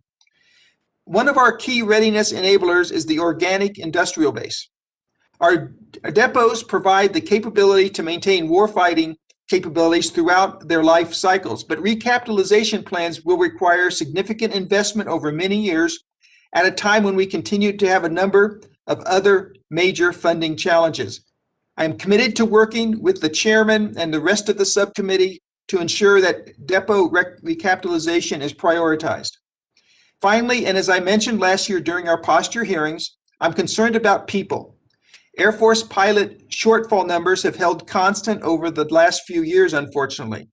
The fighter community is experiencing the largest gap both in active and reserve components. It is unclear to me how we will reduce this backlog without robust funding, and I would like to hear more about that from the Air Force. So thank you, Mr. Chairman, and I yield back. Thank you very much, Mr. Lamborn. I appreciate what you're saying. I particularly share your concerns about the location for Space Force. And certainly my view is that that entire process should be paused until we have those full reports from the two agencies. Now I'd like to introduce our witnesses. General Joseph Martin, Army Vice Chief of Staff; Admiral William Lesher, Navy Vice Chief of Naval Operations; General Gary Thomas, Assistant Commandant of the Marine Corps; General David Albin, Air Force Vice Chief of Staff; and General David D. Thompson, Space Force Vice Chief of Space Operations. With that, we'll go through and hear the opening statement from each of the presenters. We'll start with Martin, General Martin, and then we'll go through the list as I just introduced them. General Martin, you're up. Chairman Garamendi, Ranking Member Lamborn, and distinguished members of the subcommittee, on the behalf of the Secretary of the Army, the Honorable Christine Wormuth, and the Chief of Staff of the Army, General James McConville, thank you for the opportunity to discuss the Army's readiness, and thank you for your steadfast support of our soldiers, families, and veterans. The challenges of the past year highlight the importance of having a ready Army. Our soldiers answered the nation's call by distributing vaccines and medical supplies to combat COVID-19, also supported local authorities during the civil unrest, responded to natural disasters, and helped secure our southwest border. Abroad, the Army has 105,000 soldiers deployed in over 140 countries as we speak, combating transnational terrorism, deterring adversaries, and strengthening relationships with our allies and partners. The Army is busy, and our ability to meet these challenges demonstrates a high level of readiness rebuilt over the past several years. We could not have done it without your steadfast support. However, readiness is fragile and relative to the challenges we face. Our adversaries are achieving significant military advancements and now threaten many of our long-held advantages. Technological progress is shifting the ground beneath our feet as we sit here and speak to each other. The world is changing, and the Army must change with it. To meet future challenges, the Army is undergoing the most significant transformation in the past 40 years. This transformation, the bedrock of future readiness, will enable the Army to support the Joint Force with credible land combat power necessary for deterrence and decisive victory. The next war will be an all-domain fight. History warns us not to rely on a single domain or any nuanced capability to win in combat. Victory in the future will require the application of combat power from all domains and the joint team. The size of the Army is equally important. The Army must maintain its end strength to meet the needs of the joint force. Even today, we're unable to meet all the global requirements asked of us. End strength reductions will further reduce our ability to provide the combat power requested of us and place excessive hardship on our soldiers and our families. I say the most important thing for last. People are our number one priority, and caring for them is a fundamental aspect of maintaining readiness. The harmful behaviors of sexual assault, sexual harassment, racism, extremism, and the factors leading to death by suicide directly affect readiness, and we must take them very seriously. We stood up the People's First Task Force to take a whole-of-Army approach to stamping out these harmful behaviors. We're on a solid path to build and maintain readiness now and in the future, but readiness gains and the Army's transformation require timely, adequate, predictable, and sustained funding to survive. Again, thank you for the opportunity to speak today. I'm looking forward to your questions and working with you to ensure that your Army remains ready to serve the American people. Thank you, Chairman. Thank you very much, General Martin. Your full testimony will be into the record, as will the full testimony of the other witnesses. I now turn to, just plain lost my list here. Let's go to General Thomas, and then we'll get back to the order on the list. Chairman Garamendi, Ranking Member Lamborn, and distinguished members of this subcommittee, I'm pleased to appear before you today to discuss Marine Corps readiness and the FY22 budget. While common conceptions of military readiness often center on current availability of forces, we define readiness as the ability to create a warfighting advantage. The mere availability of Marines and equipment does not equal readiness to deter aggression or defeat rapidly evolving threats. As such, our focus is not on simple and short-term metrics of availability, but instead on our readiness to impose significant risks on our competitors and adversaries, both today and in the future. We must build a shared understanding of how we can best measure and achieve that readiness in order to prepare for the challenges ahead of us. We appreciate the support provided by this subcommittee as we made our initial force design changes and recovered readiness after years of steady combat deployments. Our FY22 budget request supports our continued force design efforts to enable naval and joint campaigning across the competition continuum in all domains. This force will be able to persist forward within the range of an adversary's weapon systems while providing reconnaissance, counter-reconnaissance, and long-range fires. While we have made much progress toward this goal, significant challenges remain in areas such as logistics sustainment, communications networks, and energy solutions. Let's try that. No, yeah.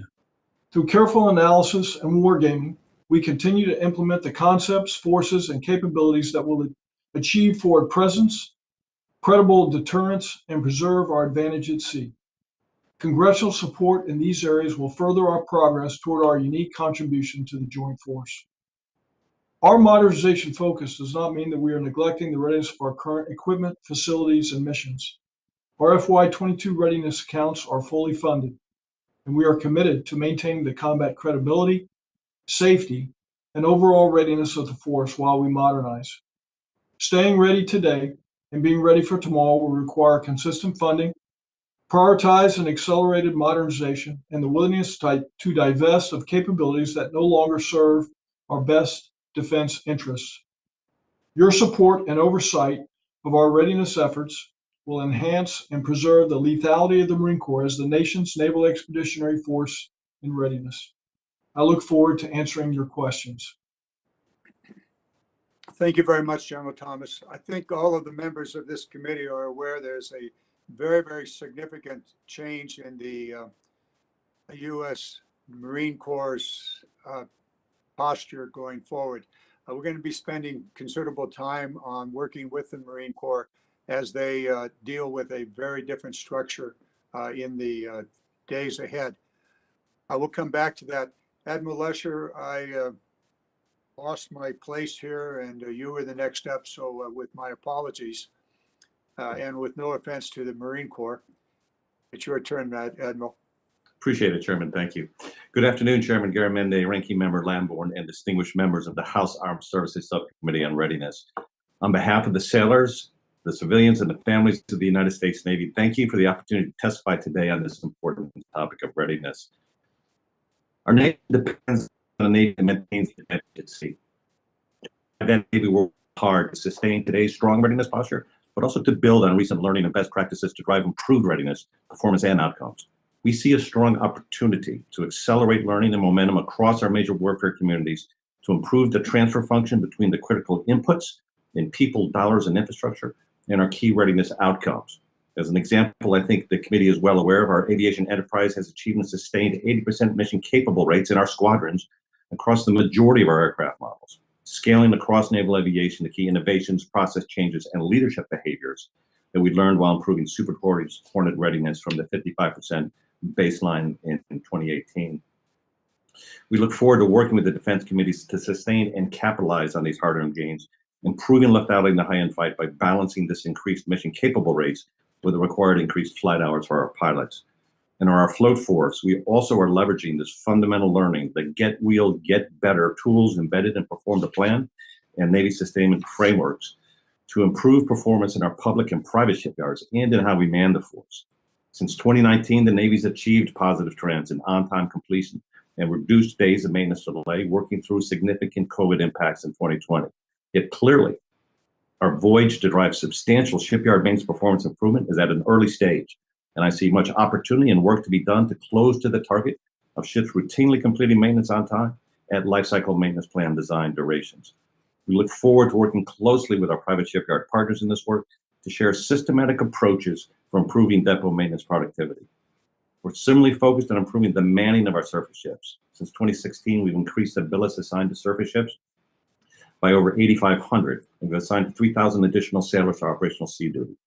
That increase in billets authorized drove a near-term decrease in the percentage of billets filled as we assessed, trained, and deployed sailors to fill the new requirement while countering COVID-related pipeline friction. We're making strong progress. Today, we have the highest number of sailors on operational sea duty since 2014 and have reduced gaps at sea by over 4,100 since last October. It's not just about the inputs, however, also complementary to this progress. We continue with implementation of condition-based maintenance with centers now aboard 94 ships, circadian rhythm watch bills to counter fatigue, and service maintenance experience assignment policy, building on what we learned with aviation maintenance experience metric to help sailors and billets afloat do their jobs better and more safely. Overall, the Navy's FY22 budget request funds our readiness accounts to an affordable level. It builds on these recent gains and it balances the need for future force readiness and modernization. I believe it's important to note that we will talk today about the consequence of the FY22 requests, which reflects a decrease in real terms from the 21 level, also a larger fleet. That is the context, along with our peer competitor, that drives many of the hard choices that you see in the request to maximize naval power.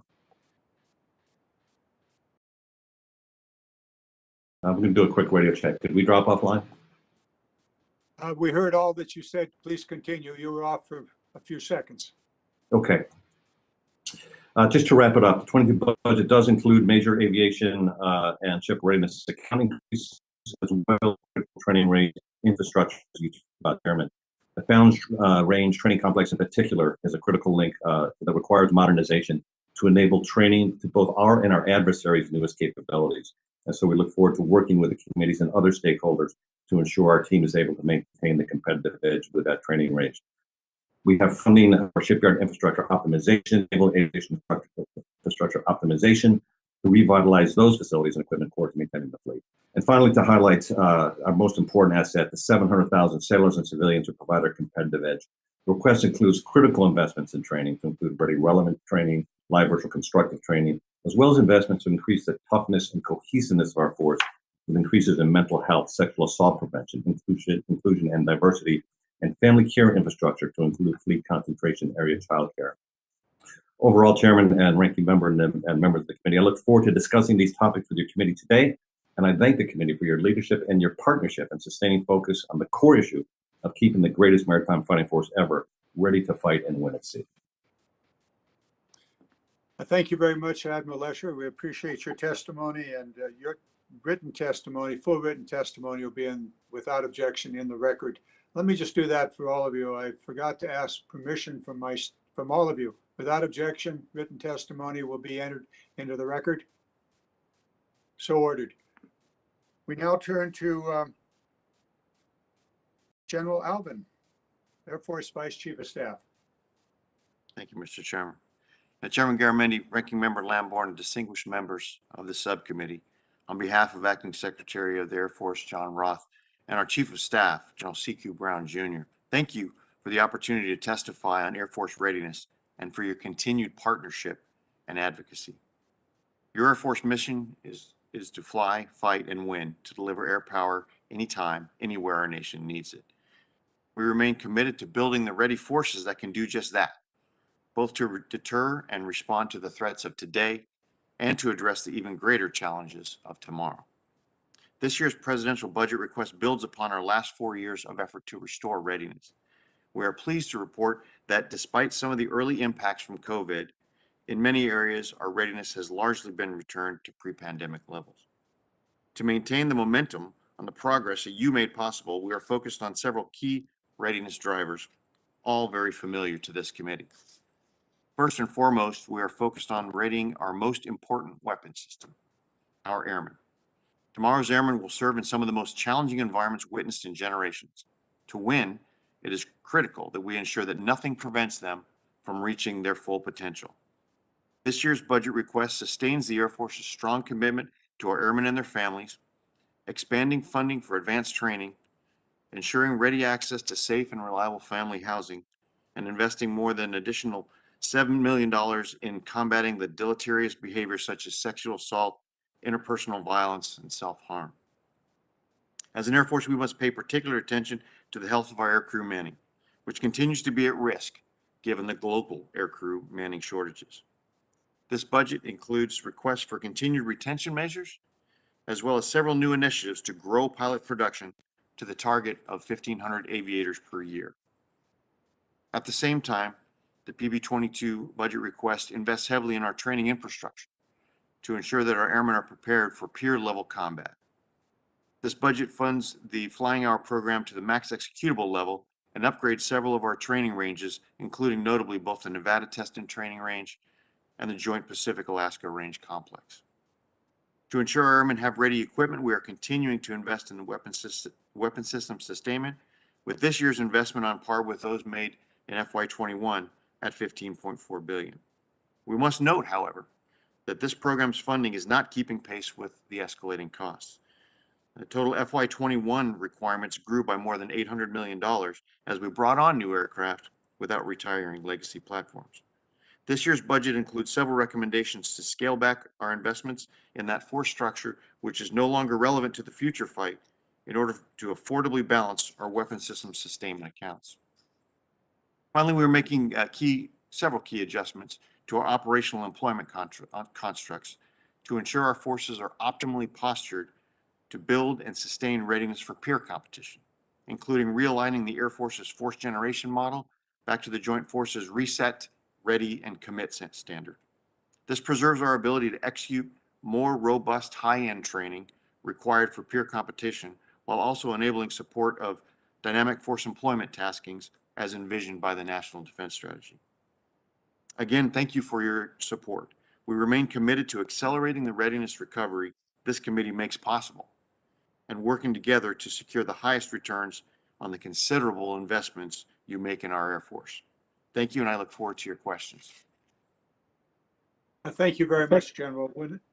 We'll now turn to General Thompson, Space Force Vice Chief of Space Operations. Chairman Garamendi, Ranking Member Lamborn, and distinguished members of the subcommittee. Thank you for the opportunity to testify today in my capacity as Vice Chief of Space Operations. On behalf of the Chief of Space Operations, General J. Raymond, and our Acting Service Secretary, the Honorable John Roth, and joined by the other service chiefs, vice service chiefs, it's a pleasure to provide you details on readiness for the newest U.S. military service. I'd like to begin by expressing my gratitude to Congress for its bipartisan support in establishing the U.S. Space Force on December 20th, 2019, and for your leadership in addressing the threats and challenges the nation faces in space. Year one of the Space Force's existence has been focused on standing up the new service. In collaboration with the services represented here, DoD staff and Congress, the U.S. Space Force has made tremendous progress in this endeavor. This includes a mission-focused organizational structure, addressing force design and force generation models, new approaches to talent management, and the initial design and establishment of a field command solely focused on training and readiness, the Space Training and Readiness Command, colloquially known as STARCOM. Chief Raymond's direction to the U.S. Space Force in year two is fundamentally readiness-focused and includes integrating the Space Force into combatant commands and with allies and partners, and training and developing Guardians as warfighters and effective joint force partners. In executing this guidance, the Space Force is doing the following. First, the Space Force is developing and refining operational models for presenting forces to combatant command. An important first step in this effort is U.S. Space Force's participation in U.S. Indo-Pacific Command's upcoming Pacific Century 2021 exercise, which will be the first major combatant command exercise with a Space Force service component. Second, the Space Force is in the process of standing up in this new field command, STARCOM, which will have responsibilities to recruit, develop, train, and retain Guardians to protect the high ground of space. STARCOM will be instrumental in inculcating a body of knowledge, expertise, and experience required of those Guardians to conduct operations and protect U.S. interests in the high ground of space, a unique operational domain. This approach was first encapsulated in the inaugural doctrine publication, Space Power or Doctrine for Space Forces, issued in August of 2020. Additional activities include more threat-focused unit training syllabi, programs to develop elite cadres of operators, cyberspace warriors, and intelligence and acquisition professionals, increasingly challenging and sophisticated training exercises like Space Flag, and a continuation of our Schriever War Game series that's been a key element for allied and partner engagement for many years. Third, the Space Force is placing major emphasis on modernizing our infrastructure and space installation readiness, and executing a Space Force unique weapon system sustainment portfolio that ensures we maintain readiness of existing space capabilities, even as we begin fielding the advanced capabilities required to meet the evolving needs of the joint force in the face of the growing threat. This approach also recognizes that our people, our Guardians, are as vital as the space systems they employ to meeting current and future readiness needs. Without Guardians standing at the ready, the nation's space systems cannot operate in the manner required to effectively provide for our security. The Guardian approach adopts new and innovative capital management and talent management methods for civilian and military members alike, under the authorities granted by and with the assistance of Congress. And as documented in our vision for a digital service released earlier in May, it builds digital fluency into the workforce to ensure the Space Force is able to function effectively in the digital world of today and far into the future. Finally, I must uncategorically state that our success today could not have been possible without fully committed partners in the departments of the Air Force and Defense. That begins with our closest and most committed partner, the United States Air Force, and extends to the sister services represented here today, who are currently and actively engaged in working with us to transfer functions and resources to fulfill critical missions and ensure we provide capabilities that they need for the joint fight. In this, we share a common goal, that is to maintain mission execution and meet warfighter needs without adverse impact to any personnel or to the missions of the other services. On behalf of General Raymond and Secretary Roth, thank you again for the opportunity to appear before you, and I look forward to addressing your questions today. Thank you very much, General Thompson, and we appreciate having what will be the first of an annual review of the work of the Space Force. And congratulations to you and the men and women of the force for standing it up and operating what is now almost a 2-year period of time. So we thank you for that. There are many questions that need to be asked. Many of those are are probably answered in your lengthy written testimony. But just a couple of things come immediately to mind. I said earlier that the central theme of this readiness subcommittee last year, and as we move into this year, is that the military be prepared for the contingencies of the future. Certainly, that one contingency is the possibility of conflict with an entity somewhere around the world. We talk about near peer, and that's important. But there's also another contingency out there, and that's climate change. We've driven resiliency into much of what we hope you are doing with regard to your installations. And so I would like each of you, and we'll go in reverse order here, because I'm not sure General Thompson has a whole lot to do right now, but if he ever has a specific base, whether it's Colorado or Alabama or some other place, the resiliency issue will be on your shoulders, at least insofar as the base is. So let's go, let's talk about resiliency, how you're addressing that, and then along the way, efforts that you're making to reduce the consumption of greenhouse gas along the way. General Thompson. Chairman Garamendi, thanks for that. And I will let you know there are in fact Space Force bases and installation and it's under our charge today on the order of a dozen. I won't go through the entire list. I will tell you they're our responsibility, but our partner, the United States Air Force, is joining with us, and they are operating those bases on our behalf, just as the Air Force, the civil engineers, security forces, personnel, and others have for decades. But they are our responsibility. In terms of climate change, I'll address a few things and save a few of those features for General Alvin to address. But first of all, as you noted,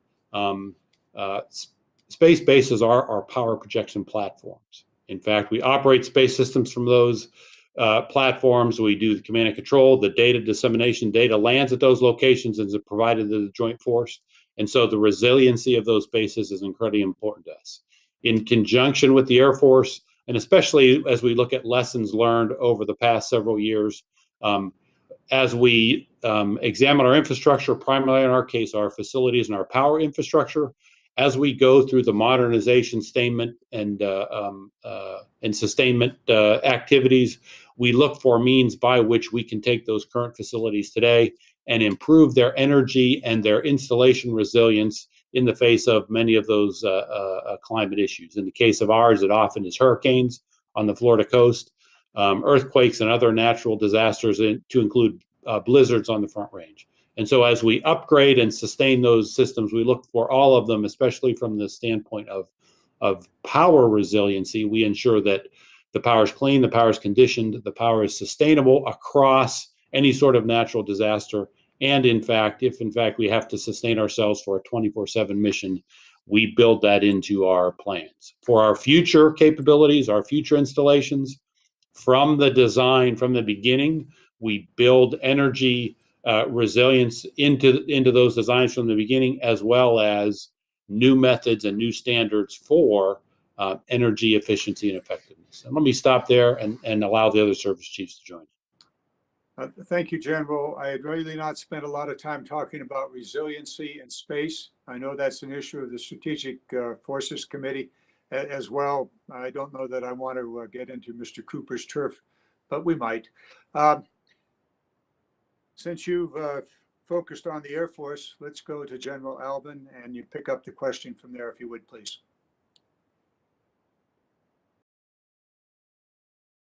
Hit your mute button. Thank you. Sir, in the interest of time, I'll really add to what General Thompson said and try not to repeat. Specifically, we'll narrow in on the area of climate change. As you know, two of our installations were fell victim to natural disasters that were impacted from the climate, the hurricane that hit Tyndall, and then the massive flooding that was at Offutt. And so as we look to learn from those, we are garnering the lessons learned in reevaluating our uniform facility criteria. So we're looking at adaptation and then the idea of resilience as well. But the adaptation to the effects of climate into the future, we are integrating into our we're rebuilding those installations, making sure that we understand not only what today's floodplain is, but the potential trend of those floodplains, and ensure that we're building above those in the case of Offutt, looking at what the rising water levels may be in the case of Tyndall. And so those are the immediate lessons that we're learning to be able to put into the development of the installations of the future, but in the maintenance of our current installations, understanding that it's not only hurricanes and floods, but there are natural disasters, fire and high winds, et cetera. As we're looking at our sustainment requirements across all of our facilities, looking to harden our utilities area against wind, against fire, and that sort of thing. And so we are looking, that's at the adaptation of what the climate is doing to our current installations, but we need to build in and are looking at in our future design, building digital models to fully understand how we might be able to build that into the installations that we're going to upgrade and update into the future. General, thank you very much. I noted that there was an evacuation at Beale Air Force Base yesterday because of a fire. So you don't need to talk about that in detail, but it's an example of the problem that you're facing perhaps around the world, but certainly here in the West. Okay, let's turn now to General Thomas, the Marine Corps. Resiliency, we can go into some detail about this issue. If you could talk to us about this, and also about the survivability of some of your bases, if you could. Specifically, I'd like to hear how both Camp Lejeune and your induction center nearby can survive in the face of climate change and existing hurricanes. Thank you, Chairman. Let me begin with some of the resiliency initiatives that we have undertaken, including making Marine Corps Logistics Albany, for example, our first net zero installation, which produces as much electricity from renewable energy now as it consumes from utility providers. We've also installed 2 smart grids at Marine Corps Recruit Depot San Diego and Marine Corps Air Station Miramar, which enables continuity of critical infrastructure functions in the event of a power outage. And of course, all of our new MILCON projects will be in accordance with new code, which takes all of these into account. You mentioned, Chairman, Parris Island. In October of last year, we completed the Marine Corps' first climate change adaptation and resilience plan that addresses sea level rise and climate change. And we're going to take that same approach and apply it to some of our other installations, including Camp Lejeune. I'm going to drive a little bit deeper on this, General. In discussions I've had actually three years ago now, it appeared as though Parris Island could not survive a Category 3 hurricane. And I therefore raised the question about, so where's the next induction center when that one gets wiped out? It won't get wiped out once. It'll be a continued problem with sea level rise. Has the Marine Corps thought about what to do about Parris Island, either in a different location or what might be done given the fact that, I'll say fact, that Parris Island's in jeopardy? Chairman, based on the climate challenges that you've articulated, in addition to the steps forward that we're taking with integration of recruit training, we are evaluating our facility requirements for recruit training across the board for the reasons you so articulate. We have not yet made any decisions related to recruit training facilities or particular locations. Very good. I raised this question as a heads up, not only to you, General, but also to the committee, that this issue is going to be before us in the months ahead, perhaps this year, but probably certainly the following year. And we'll be dealing with this issue. Hopefully and prayerfully, there will not be a hurricane that will make this a more immediate issue. Thank you very much, General. There's a whole series of questions that I mentioned before having to do with the Marine Corps of the future. And we'll want to get into those in detail in the days ahead. Admiral Lesher, same set of questions. Climate change, you're going to issue waivers for Norfolk? Sir, yeah, thank you for the question. The focus that we're bringing, very similar to the other services, I would highlight, first of all, of course, is safety of the workforce, resilience of the mission, the ability to execute the mission operationally, and then to preserve our natural resources. And as you highlight with Norfolk and elsewhere, we're laser focused on sea rise as well as the severe weather. And a recent example being Hurricane Sally, which impacted Pensacola, Whitingfield, Panama City. The tools we bring to this work, I think in some respects are mature and in some respects are reflecting the 20 NDAA language. I'm bringing them into installation master plans. We have across our 70 major installations been using the mission assurance assessments, which comprehensively look at all hazard threats to include cyber, floods, earthquake, damaging winds, those type of elements. Analyzes probability of impact and then proposes mitigation based on that. And then in compliance with the 20 NDAA, this year we'll have completed 5 installation development plans that have incorporated those mission assurance assessments, and we think we'll be on a vector to complete all of them by the end of 22. So that's really an overarching look at how you will bring the assessments and the planning into the development plans, and then use that to drive choices on mitigating. You also asked about other elements of energy efficiency, and there's many of that. San Diego is a classic example where there's a tremendous amount of solar power that's been put in place. And then operationally as well, we have initiatives on advanced battery development, propulsion efficiency, energy efficient engines for our orders and other elements that we can certainly highlight in more detail with the staff. Good. Admiral, thank you very much. I would expect one of my colleagues will pick up the issue of the shipyards and questions around the shipyards. So I see Mr. Golden there looking at $250 million. General Martin.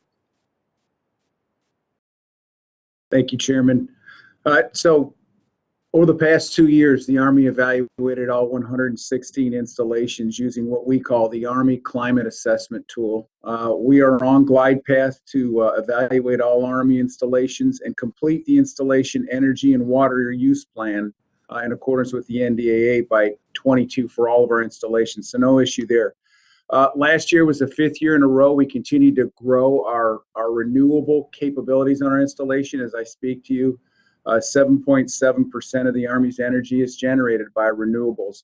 But resilience is really important. I got to talk about the Fort Hood example where they had that ice storm last winter, and a good part of mid to North Texas is relying upon a mixture of renewables and natural gas generated power. And when that ice storm came, there was power, but it came at a very high premium because they could not rely upon the renewables for about a week. And so we've thought through that and understanding that you can't rely just 100% on renewables, but they need to be a part of your power generation to be responsible in your power generation and your power requirements. Since 2007, the Army's decreased its use of water by 28.2%. We're in the process. It's not something that's in the program yet, but we are actively planning the grid that we'll need, the infrastructure we'll need to be able to host what we anticipate to be a 100% GSA electrified fleet if that happens, so that we're not, we got the cars, but we can't charge them. And then we just approved about a month ago an effort to electrify. It's a hybrid, but it's the third, and it's the best form of a hybrid, the JLTV, the Joint Light Tactical Vehicle. And so we're looking at that. That's the first big vehicle that we've taken a look at doing with that. But those are some of the efforts that we're doing to decrease our reliance on carbon fuels. General, thank you very much. just remembered a conversation with a Marine Corps major, a tanker. We were talking about hybrid vehicles. And he said, if I could have a hybrid tank, you know what it would mean to me? And I said, no, what are you talking about? He said, well, most of the time we sit around, we got the air conditioner going, we got the communications going, and the turbines going too. He said, if that was a hybrid, it would probably be another 15 minutes of fuel. And that means I live. So food for thought. And thank you for the comment on the GSA hybrids and electric vehicles. We're moving to, we would like that to take place. You raised an important question, and that is, okay, what do you plug them into? And so thank you for your work on that.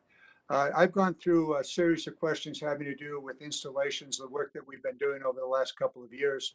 And I'm going to now turn to my colleague, my ranking member. He has on the screen Dale Anderson, who I think must be one of his staff. Mr. Lamborn, you're up. That's right. We've had some technical difficulties, Mr. Chairman, so I had to switch over to the screen of one of my staffers, like you just said, my chief of staff, to be precise.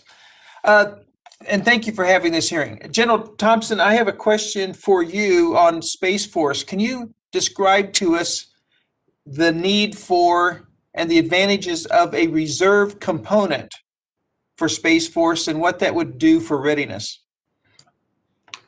Representative Lamborn, thanks so much for that. I will tell you, let me start by saying today that the National Guard and the reserves are a vital part of our space missions today. We couldn't execute the missions we do every single day without them. They bring, as you noted, vital surge to war support and other sorts of support that have served the entire armed forces well over the years.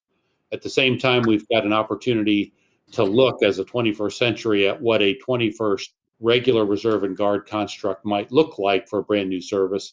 And we have done exactly that. We spent about a year now inside of the U.S. Space Force with our counterparts in the Air Guard and the Air Reserve and with OSD. And I think we've developed a proposal that we believe will serve our needs in the future, but also take advantage of the most important features of the current Guard and Reserve. We owe a report on Congress to that through the Secretary of Defense. It's in its final stages of approval, and we expect it to be submitted soon.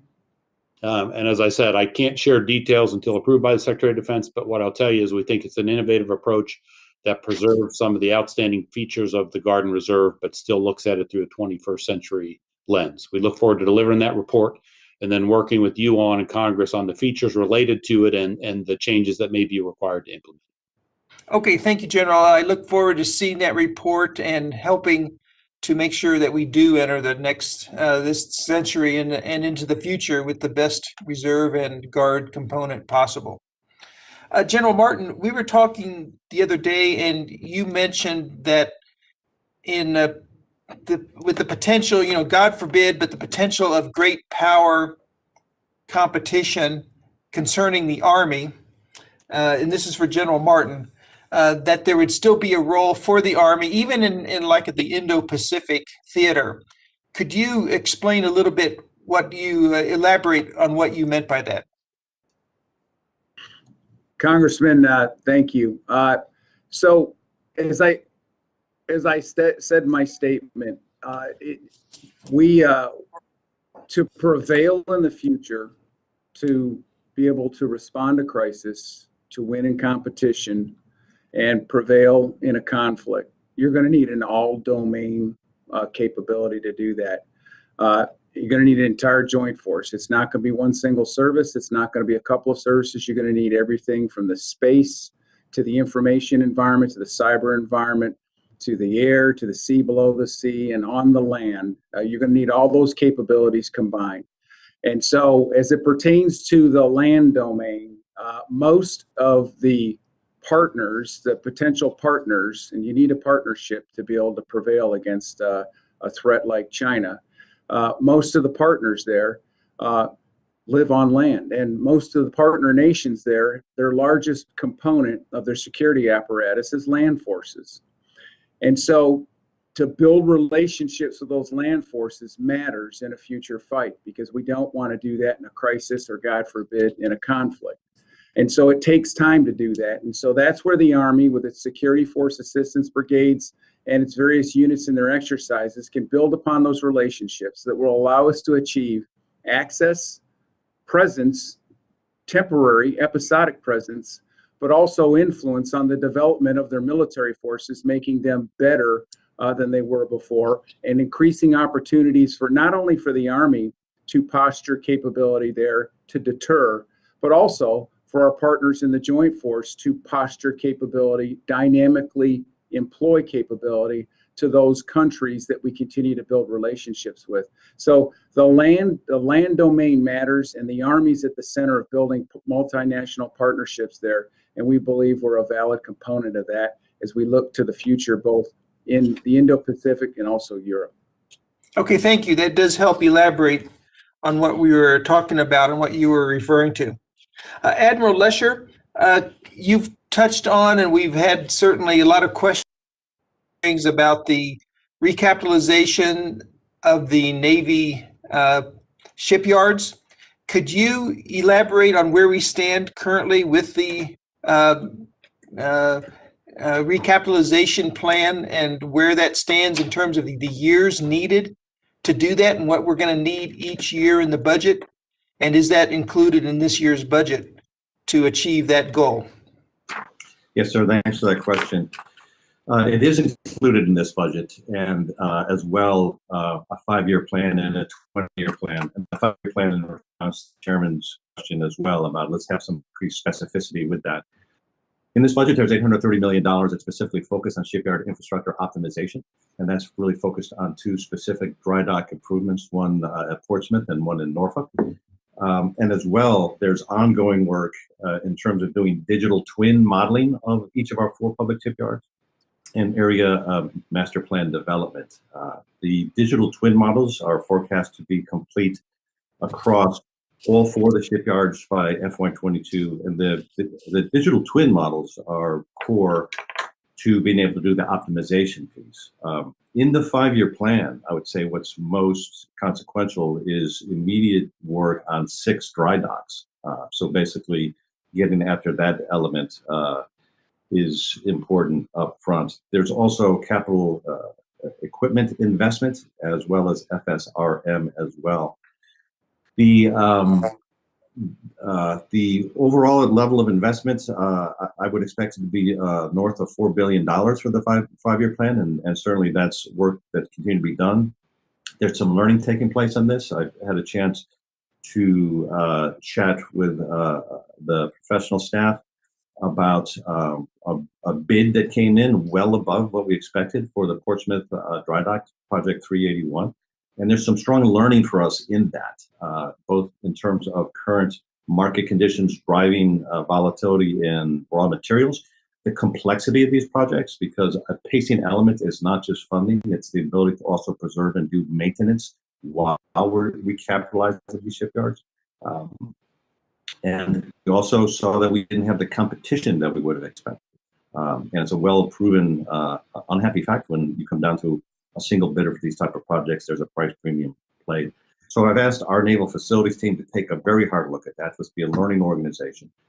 This project is still in negotiation, but then we have to bring that insight into what that means for our 5-year plan as well, and adjust and adapt. We still want to bring a sense of urgency to this. We want to bring a clear sense of prioritization to this. So that in a nutshell is what's taking place in the 5-year plan.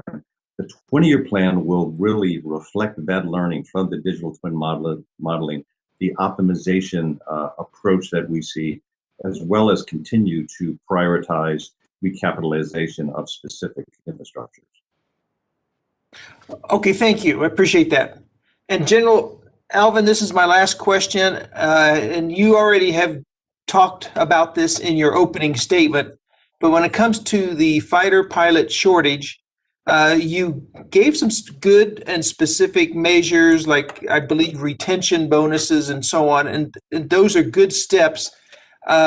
Is it too early to tell whether this is being successful or not and driving some higher numbers, or is it still perspective in the future and we're waiting to see how it comes out?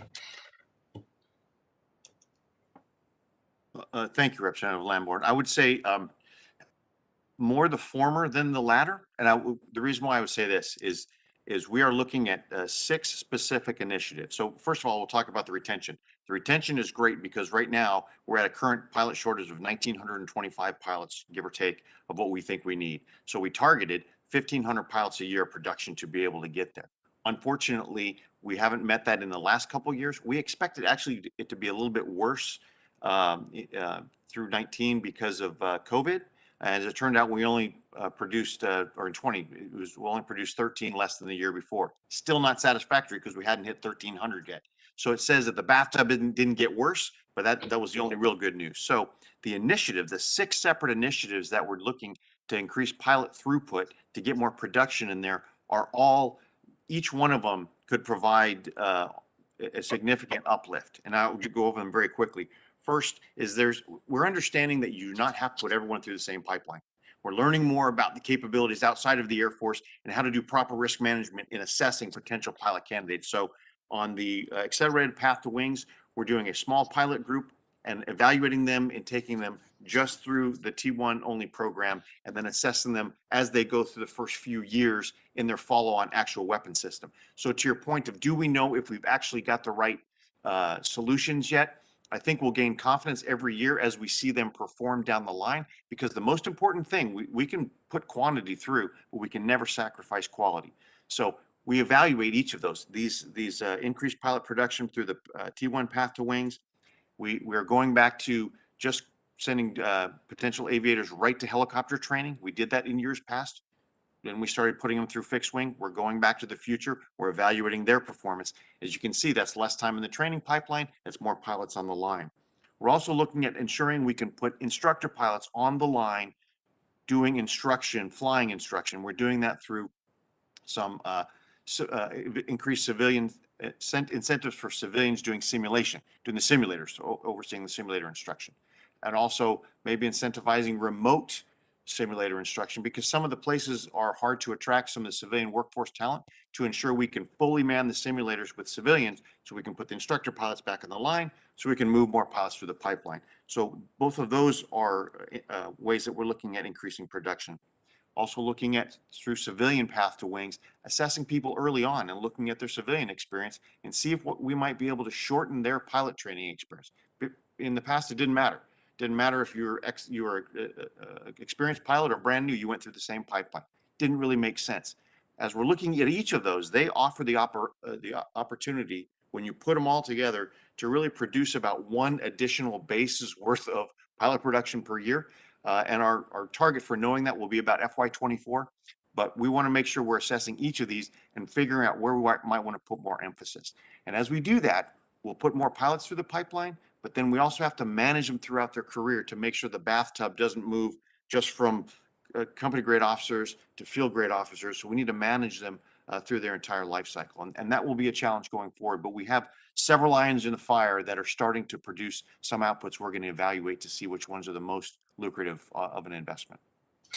Okay, these sound like good plans, and I want to, and the whole committee would love to see the results as you go forward. It is somewhat tentative, so I'm, not convinced yet that this is going to succeed, but I'm hopeful that it will, and I appreciate you keeping us abreast of this as we go forward. Thank you, Mr. Chairman. I yield back to you. Mr. Lamborn, thank you very much for your questions. The next 2 on the gavel list are Mr. Courtney, followed by Mr. Wilson.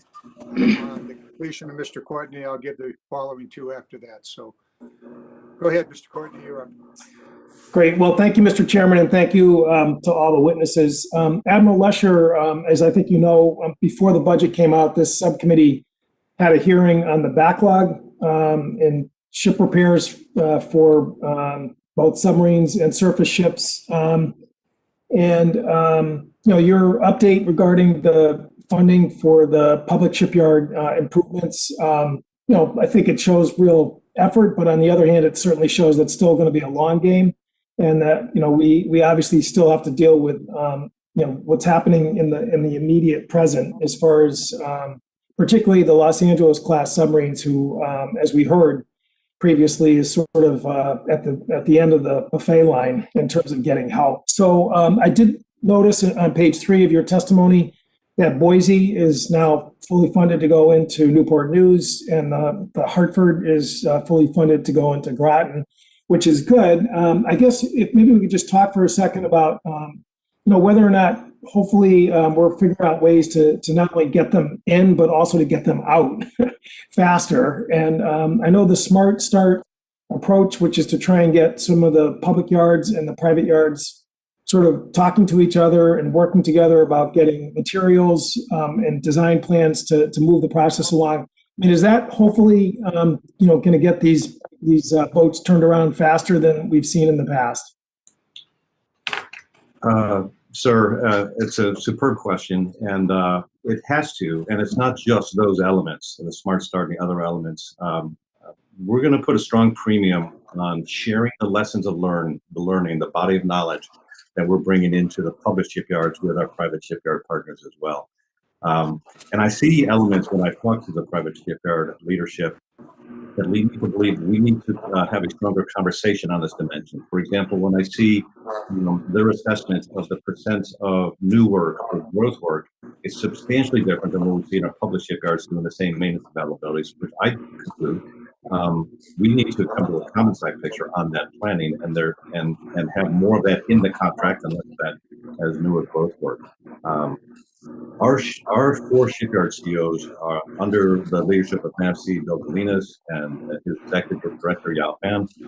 They're on a strong path with what we call naval sustainment system shipyards to drive productivity increases in ways that I think are applicable and ought to be brought into both the surface ship private shipyards and our private shipyards to limit through maintenance.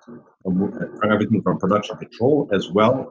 We see first and second line supervisors that they are an opportunity to have them more involved and drive productivity better. So I'll hold there, but I have the same side picture you do, which is we need to strengthen that conversation, strengthen the learning together, and get after bringing these private shipyard nuclear submarine repairs through at velocity.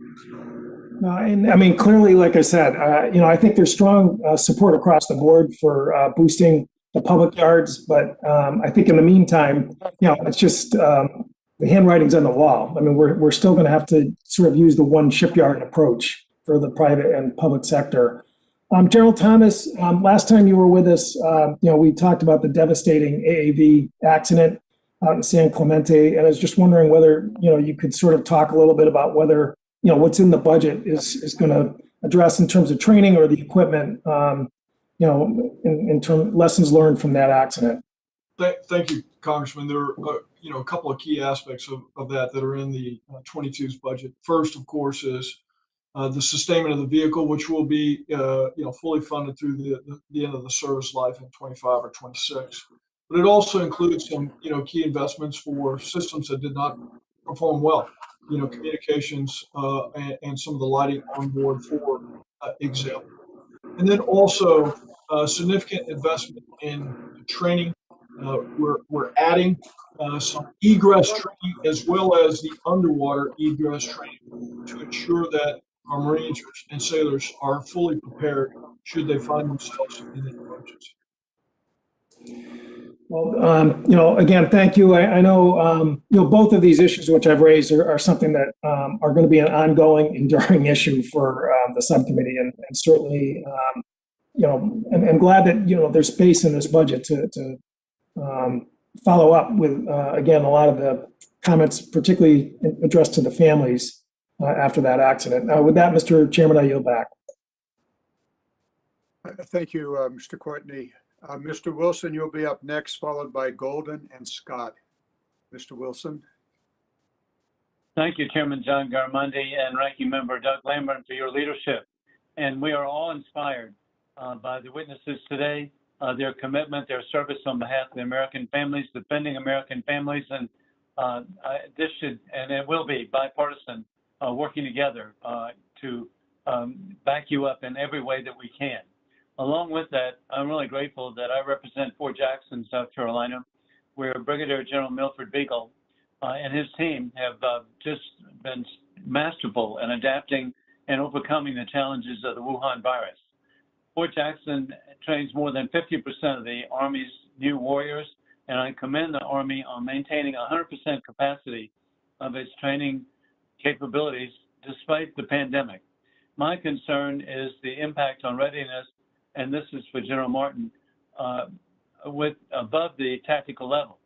The pandemic caused the cancellation of numerous partnered exercises, including Exercise Maple Resolve, Panama 2021, Command Post Exercise CPX, and the Allied Spirit 12.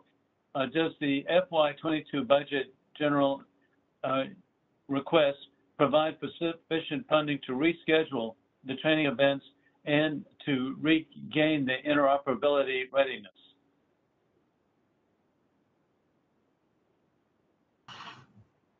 Congressman, thank you for the question. And so it was very unfortunate with COVID and the impacts on our ability to be able to train with our multinational partners. That being said, we did do Defender Europe and we did a smaller Defender Pacific, both exercises smaller scale, and the training with our partners in those various exercises was a direct byproduct of what they were allowed to do and what we were allowed to do, given protecting our soldiers and protecting their soldiers during the conduct of those exercises. We've learned a lot through the course of this year.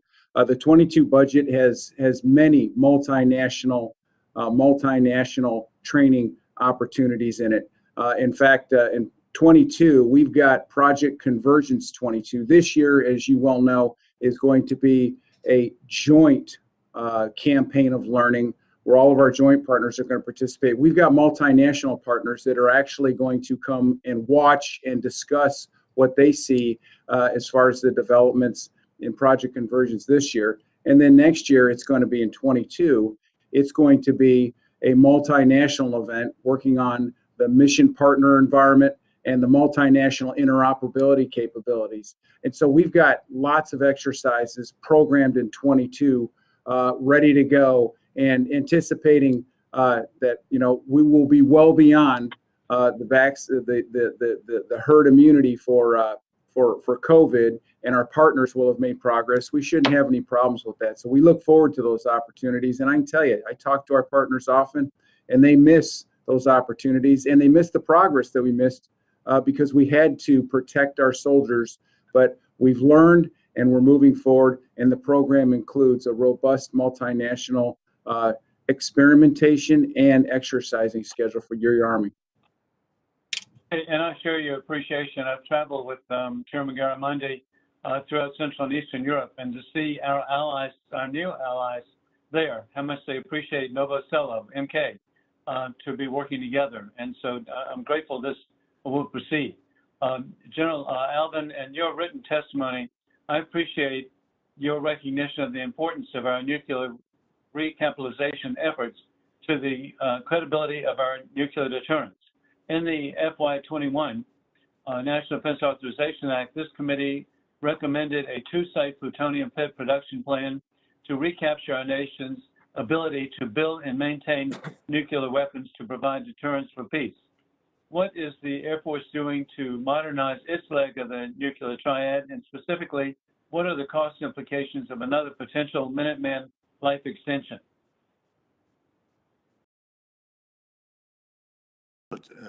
Sir, thank you very much for the question.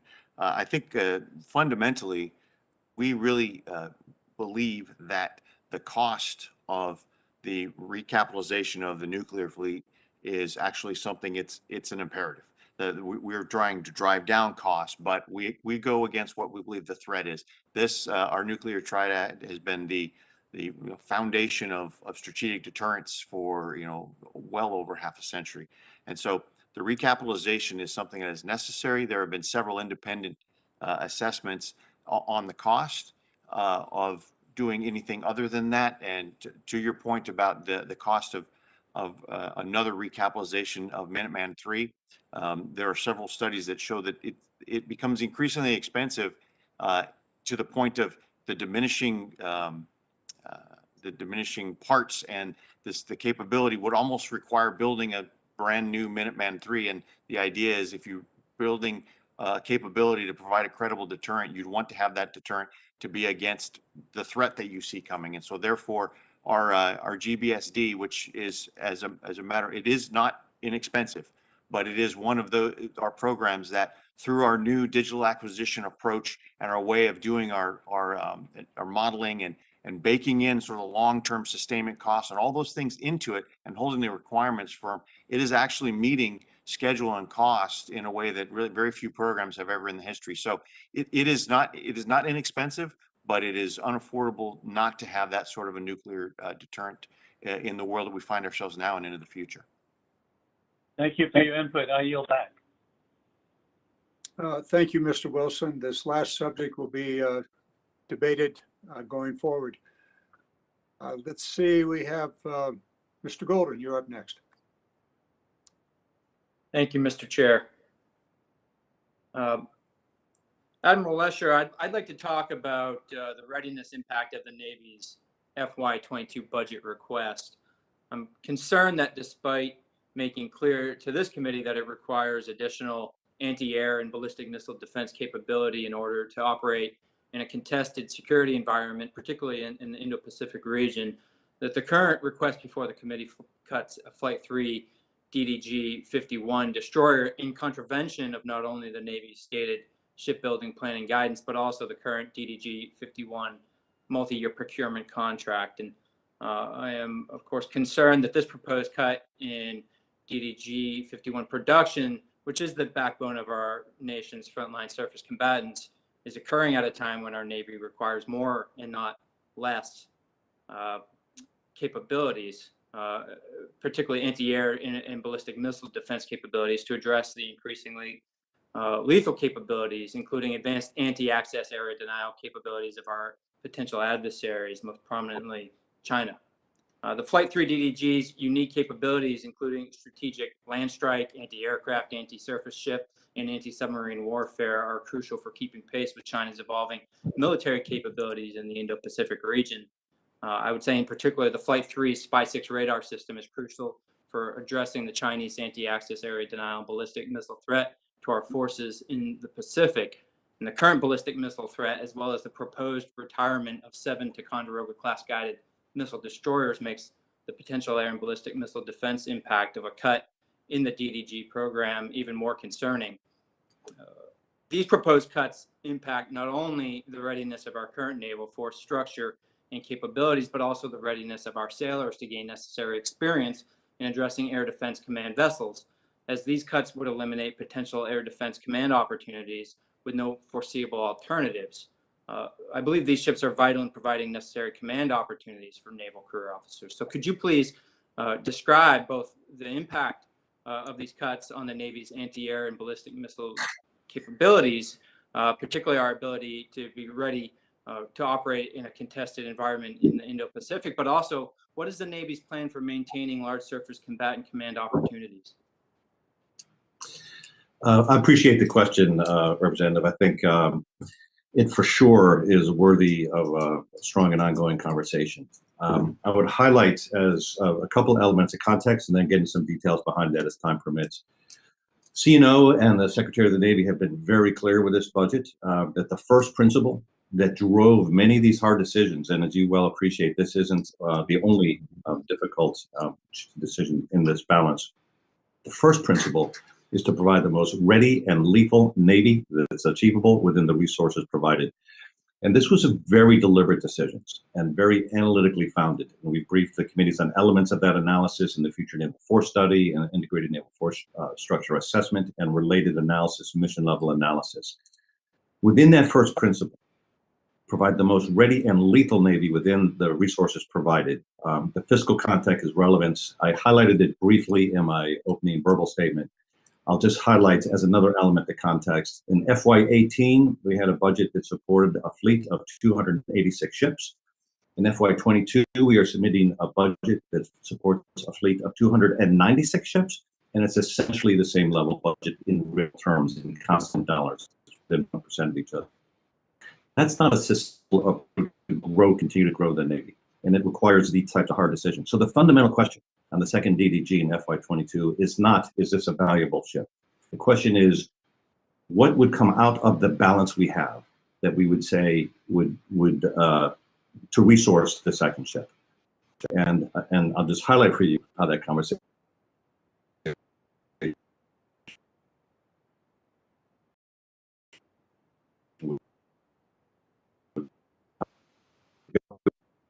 Other to get the urgent need. Say on those unfunded the priority list. Would we reduce that? No, of course we need to get after and close gaps in manning. What about ship depot maintenance?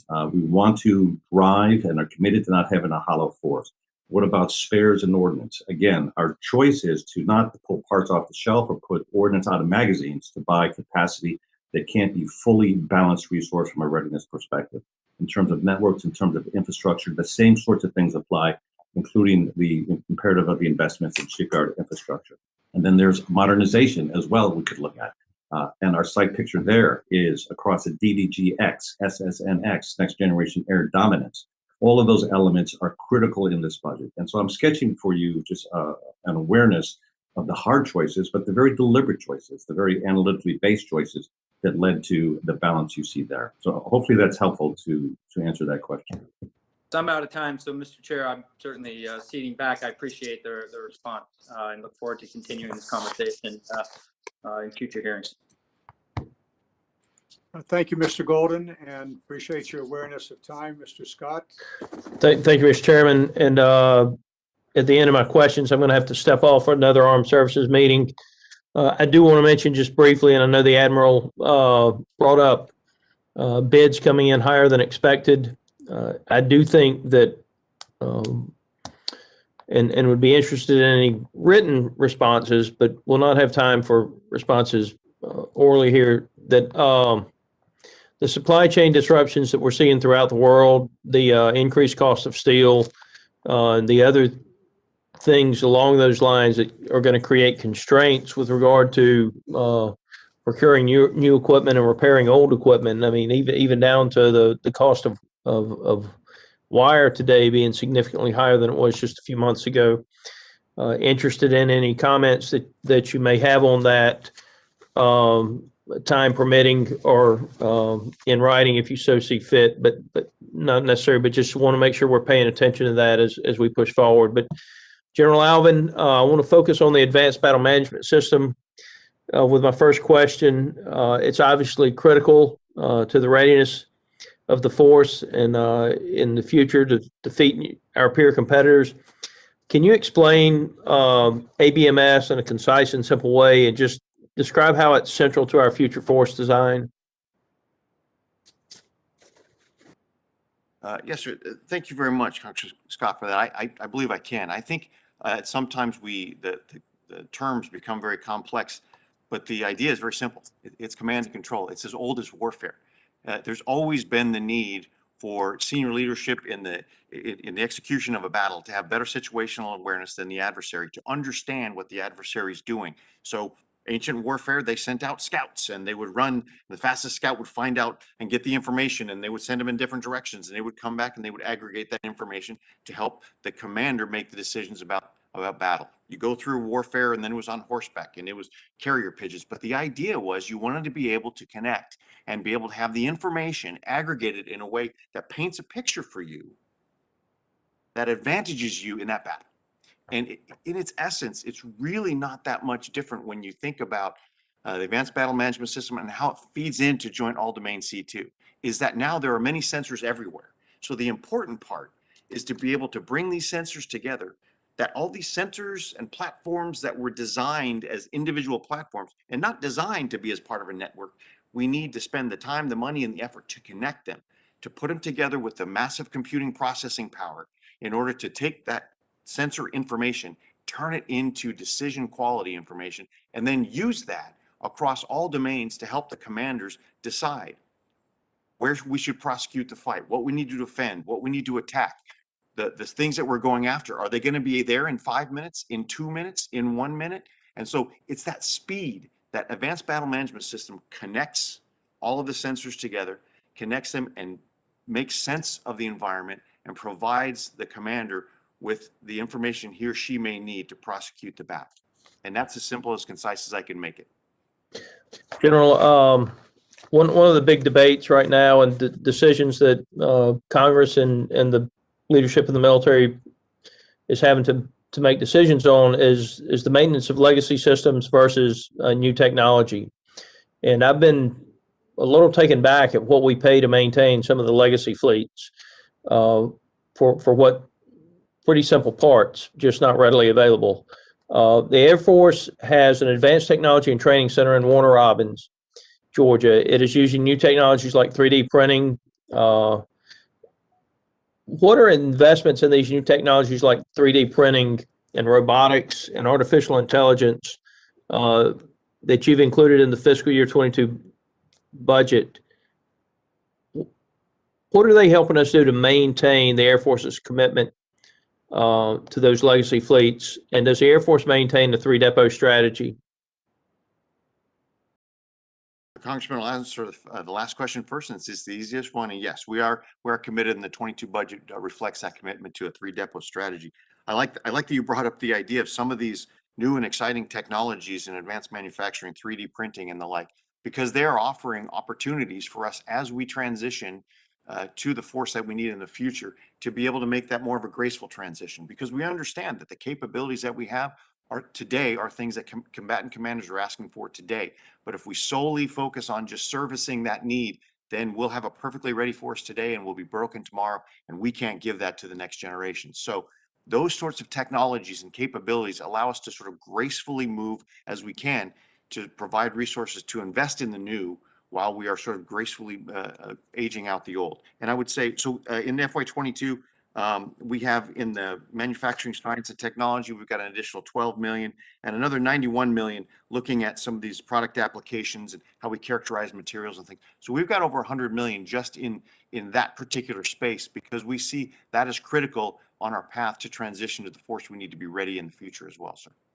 Thank you, General. Ultimately, I think it saves us a lot of money. My time's expired and I have to step off to talk about what we're going to name General Martin's bases. Well, before you go, it may be useful for this committee to ask the services to have an advanced manufacturing seminar at one of the depots, and invite all of the folks out there that have new ideas about how to do manufacturing to come and strut their stuff. Because I know I hear, and I suspect all of you do also, different concepts, different idea about how you can make something that's no longer available in the market. Chairman, love to have you at Robins Air Force Base. We volunteer. Well, we're going to take bids and we'll see who provides the best ice cream.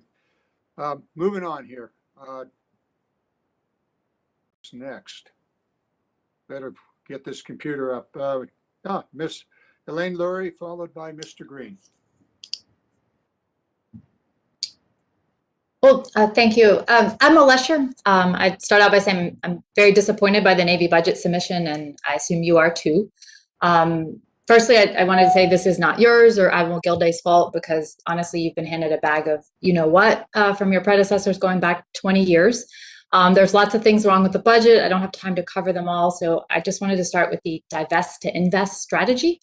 Noting that in the 2007 budget, we also used the divest to invest words in order to build the LCS, the DDG 1000, and the Ford. And I hope that we're not heading towards the same mistakes today. I noted in this budget that you cut weapons procurement, you cut aircraft procurement, ship procurement, and education, but increased R&D by 12.4%. Including continued R&D for the Ford 25 years after the CVN 21 program office was established. Looking back in FY19, you said that you would build 11 ships in FY22. Then in FY20, you dropped that to 9 ships in 22. In FY21, you had dropped that to 7, but with an ending overall fleet size of 306. And today you have a present budget that cuts 1 DDG, decoms 7 cruisers, and results in a fleet size of 296. That's a change of 10 from just last year. So when I was a kid, I used to love to watch that cartoon Popeye. And honestly, this budget reminds me of the character Wimpy, who says, "I'll gladly pay you Tuesday for a hamburger today." So what I'd say is this budget does not advance our near-term realities of China. And I've heard many Navy leaders saying, well, just wait for our FY23 submission. And yet we see a memo yesterday from Acting Secretary Harker saying that you're only going to get to pick one major program. And we know that the priority maintains the Columbia. So I wanted to focus on something that you gave in your testimony. You said that the Navy steamed 23,000 days last year. At first that sounded like a lot, and then I started thinking 23,000 divided by 365 days, that equals 63 ships per day on average across the year underway, so 21% of the fleet. In the budget book you submitted, it says that average daily deployed ships was 110 in FY21, so that's a difference of about 50 ships. And moreover, what's getting masked in there is that there's a very small number of ships doing the lion's share of the work and many others that can't deploy. So I wonder if you could comment on the delta between that number of the 23,000 days steamed and the budget book that says 110 underway per day. Okay, thank you for the question, and many elements there for me to respond to, so I'll just work through the order. I'm confident that this is the strongest balance in alignment with the strategic guidance, the pacing threat with the resources we have. Like I said, it's very deliberate choices, very analytically derived, and eager to continue to work with the committees to show that underpinning in this balance. You highlighted the POM 23 memo from the Secretary.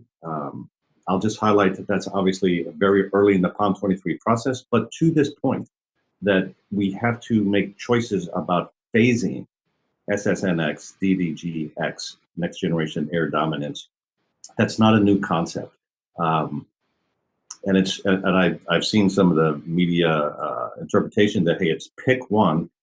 I believe the Secretary said, pick one to prioritize, but fundamentally, it's the conversation that we had both in this budget cycle and will continue to have, which is we have to prioritize within affordable levels how to create not only current readiness, but future overmatch. And that's for sure the lens that is being brought to this. And then that balance of how much current readiness, much ready to fight tonight, and your Navy is absolutely ready and lethal to fight tonight, versus how much to continue to advance capability for advantage in the future is essentially the calculus you see in this budget. It's why you see the R&D in the proportion that you observe, and I think that's the right element. In terms of the figure in the budget book versus my testimony, I will happily take that for the record and reconcile the differences that you noted. Okay, well, thank you, and I would look forward to knowing that and having further conversations about this balance. But something we did talk about in our conversation yesterday that I found very encouraging, you mentioned something called Task Force Greyhound, something I had been talking about in reference to the OFRP, the Optimized Fleet Response Plan, potentially using more of an FDNF model for some of our forces based in Kona. So I was wondering if you could elaborate a little bit on that and how this budget would support that. For sure. First, I'll observe from a budgetary perspective, it's essentially neutral to perhaps some slight increased cost over outside the current budget year. The concept that you talked about is to respond to an operational need for increased readiness in our cruise deck ships out of Norfolk and Mayport. With a small pilot, there will be four DDGs to field 2 additional ready DDGs. To your point, with an excursion from the Optimized Fleet Response Plan, more FD&F-like, which is say more frequent, smaller availabilities, so incremental availabilities and continuous maintenance availabilities, the CMAPs that you're well aware of. So we will move forward to do this tailored maintenance, to do this, again, this excursion from classic OFRP, both to generate some increased ASABO operational availability in crew desks, and then to learn and to see if, as I told you in our conversation, It's not a complete no-brainer. There is some learning to be involved in terms of what does it mean in terms of the executability of the maintenance. But we think it's a strong approach, and it reflects, to your point, much of the conversation that you had about other excursions off the OFRP baseline. Well, thank you. And I just wanted to note that I think it does, like you said, increase operational availability, which in effect can increase the effective size of the fleet. So in fact, if we can get more out of the ships we have, use them more efficiently, it's as though we have a larger fleet. So I'm very encouraged by this idea. And Mr. Chairman, I yield back the remainder of my time. Thank you, Ms. Luria. We now turn to Mr. Green. Thank you, Mr. Chairman. I really appreciate your leadership, and to the ranking member, your leadership and for putting this together. And I want to thank all of our witnesses today. It's great to get this chance to hear their perspectives. My question is going to start with the oldest of the services. General Martin, I'll start with you if that's okay. I represent Fort Campbell, Kentucky, which happens to be about 85% in Tennessee. I guess the senator at the time had a little more power and the flagpole went to Kentucky, but most of those individuals, a good portion of them live in my district, and it's important to me, the 101st Airborne Division, the 160th SOAR, and 5th Special Forces Group. As I look at the budget, it doesn't appear to me that there are any significant cuts to those units and to that installation. I just want to confirm from you that in this budget, there aren't significant cuts to Fort Campbell. Congressman, there are no significant cuts to Fort Campbell that I'm aware of. Thank you for that, and I really appreciate I think Fort Campbell's strategic footprint, particularly with its airfield, the size of its airfield and its deployability. Because of that, really appreciate the wisdom there. We've got some significant problems with our barracks in the 1st Brigade. Mold. They move the troops out, they clean it up, they put them back in, mold reappears. It's really time for those barracks to go. We keep pushing it to the top of the list. DOD keeps pushing it to the bottom of the list. I'd like to ask if you would just take a personal interest in that. For me, that would be important. We've got to get those barracks replaced. My next question, obviously our brigade combat teams are the fighting force of the United States Army, and the 101st here with 3 infantry brigade combat teams, and then aviation assets, et cetera. Can you kind of describe for me how the rearm program is going to work to make sure they're ready to fight and fight a near peer? Thank you for the question, Congressman. What rearm's going to do for the Army is it's going to allow us to create an environment of predictability to maintain a ready Army now, regionally align our various units with regions of the world, unless, of course, they're part of the global response force. And we can't talk about that on this particular network as to who is who, but it will provide each of our units purposeful direction, purposeful timing, and it'll allow them to train for future deployment requirements, be ready to deploy for those deployment requirements. But unlike with our 4th-gen, which we all knew from the past, where in our 4th-gen, if you were going to modernize, you had to do that simultaneously, and it had to compete with your time for training or when you're resetting the unit after coming back from combat. Well, in this particular case, in these 8-month blocks that we're going to allocate for modernization, that's all you're going to do. You're going to divest old equipment and you're going to draw new equipment. And the Army's synchronizing all of its activities in terms of modernization and the activities of our operational units to synchronize to a level that we have never seen before. And it's going to literally drive activity. We'll make decisions based on who we want to have what when, and so that our units that are more likely to have to deploy next will be the most modernized units in the Army. So we really look forward to it. I appreciate the question because it's something we've been working on really hard.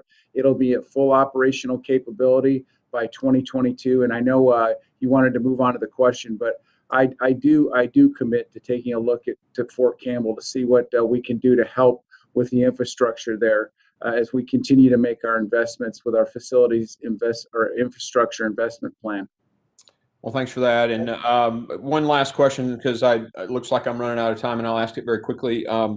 It looks like the Indo-PACOM commander is really demanding a lot from the Army. Can you tell me how those assets are being utilized, and or is it on a rotational basis? Is it going to be, and then what's the downstream effect, to the Army as a whole? Congressman, there are units that rotate on a predictable cycle, and there's units that rotate there as they exercise. And then with this dynamic force employment, we are actually deploying units there to practice our emergency deployment readiness exercises and what have you. And so there's a multitude of different ways that the combatant command asks for and we support with our forces there. I'm told that we make up about 58% of his joint requests during the course of any given year with the rotational exercise and other like joint requirements requested by the combatant command. My time has expired. I'll submit a couple of other questions in writing, and I appreciate everyone being here in the testimony. Mr. Green, thank you very much. Also, you proved what I know is a truism, and that is all politics are local. Every one of us have mentioned our own districts. You did mention something that applies to all of us, I believe, and that's the barracks situation. We are investigating the possibility of a public-private partnership, a significant improvement on the base housing program, in which a barracks could be built as a modern apartment building might be built by an apartment developer. We're looking at that. The Army did this some time ago, probably maybe a decade or so ago. We're looking at that as a possibility, and it would probably be across all the services that are here. That'd be and it might solve this funding problem. It does provide a specific, a known and presumably a well-behaved tenant. So we'll move on here. I believe we have Ms. Spear, you're next. Thank you, Mr. Chairman, Ranking Member. I'm going to ask 3 questions at the outset and then ask Admiral Lesher, General Alvin, and General Martin to respond. Admiral Lesher, my question to you is, the Navy has seen failed acquisitions, cost overruns in major products, chronic delays in routine maintenance, and I'm finding it hard to understand why the Navy has already started reassigning 200 employees of the Naval Audit Service to non-audit jobs, as it reduces headcount to 85 auditors when you compare it to the Army Audit Agency of 458 and the Air Force at 531. So my question to you is, why is the Navy decimating its internal audit function without consulting Congress? To General Alvin, we all know the flight hours are very important to pilots. However, the cost to operate the F-35A is much higher than expected. It's more like $7 million per tail as compared to about $4 million as it was originally planned. The Navy and Marine variants are also more expensive to operate, but the difference between actual and projected costs is far greater in the Air Force. What explains the extraordinary overruns in the cost of the F-35 to run? And finally, General Martin, what we found at Fort Hood was a toxic command climate that went through every aspect of the installation, and a damning report that followed. You referenced high-risk formations. I don't think Fort Hood is the only one, and I'd like to know what you're doing to ensure command climate data is taken seriously and the commanders are held accountable for fixing the situation. To you, Admiral Lesher. All right, Admiral, well, thanks for the question. I'll start by highlighting that the Navy strongly believes in spotlighting issues and transparently having a conversation, taking action to correct. And this is more than happy talk. It's essential to much of the trajectory we've seen in improved performance over the past 3 years. I touched on it briefly in my opening statement when I talked about the get real, get better. The audit function in aggregate is core to our get real. Understand what our baseline performance is, then use that to understand how to drive for North Star improved performance. In the particular case of the Navy Audit Service, the site picture of that, and when the acting second was also the Assistant Secretary for Comptroller, he very thoughtfully looked at the scope of work that's being done to illuminate these elements of oversight, monitoring, and remediation. They look at the scope of the work across Navy IG, DoD-IG, NCIS, the Independent Public Auditor, Management Internal Control Program. And what we see, we look at that, and fundamentally the drive here is to get this in the best aggregate place to drive outcomes. The first thing I observe is that I'm gonna have to cut you off because I want to make sure those other two questions get it. I just want you to know that I'm going to be watching because I think that what's happening with this audit function is very disconcerting. And I'll now move to General Alvin, please. Yes, ma'am. On the question of the difference in the cost per tail per year, I think is what you're referring to, the 4 million versus the 7 million, because as it turns out, the cost per flying hour, actually our projections are very close to what the other services are, and they're bearing out actually a little bit less. But I understand your point about that up to $7.1 million just overall cost of ownership per tail per year.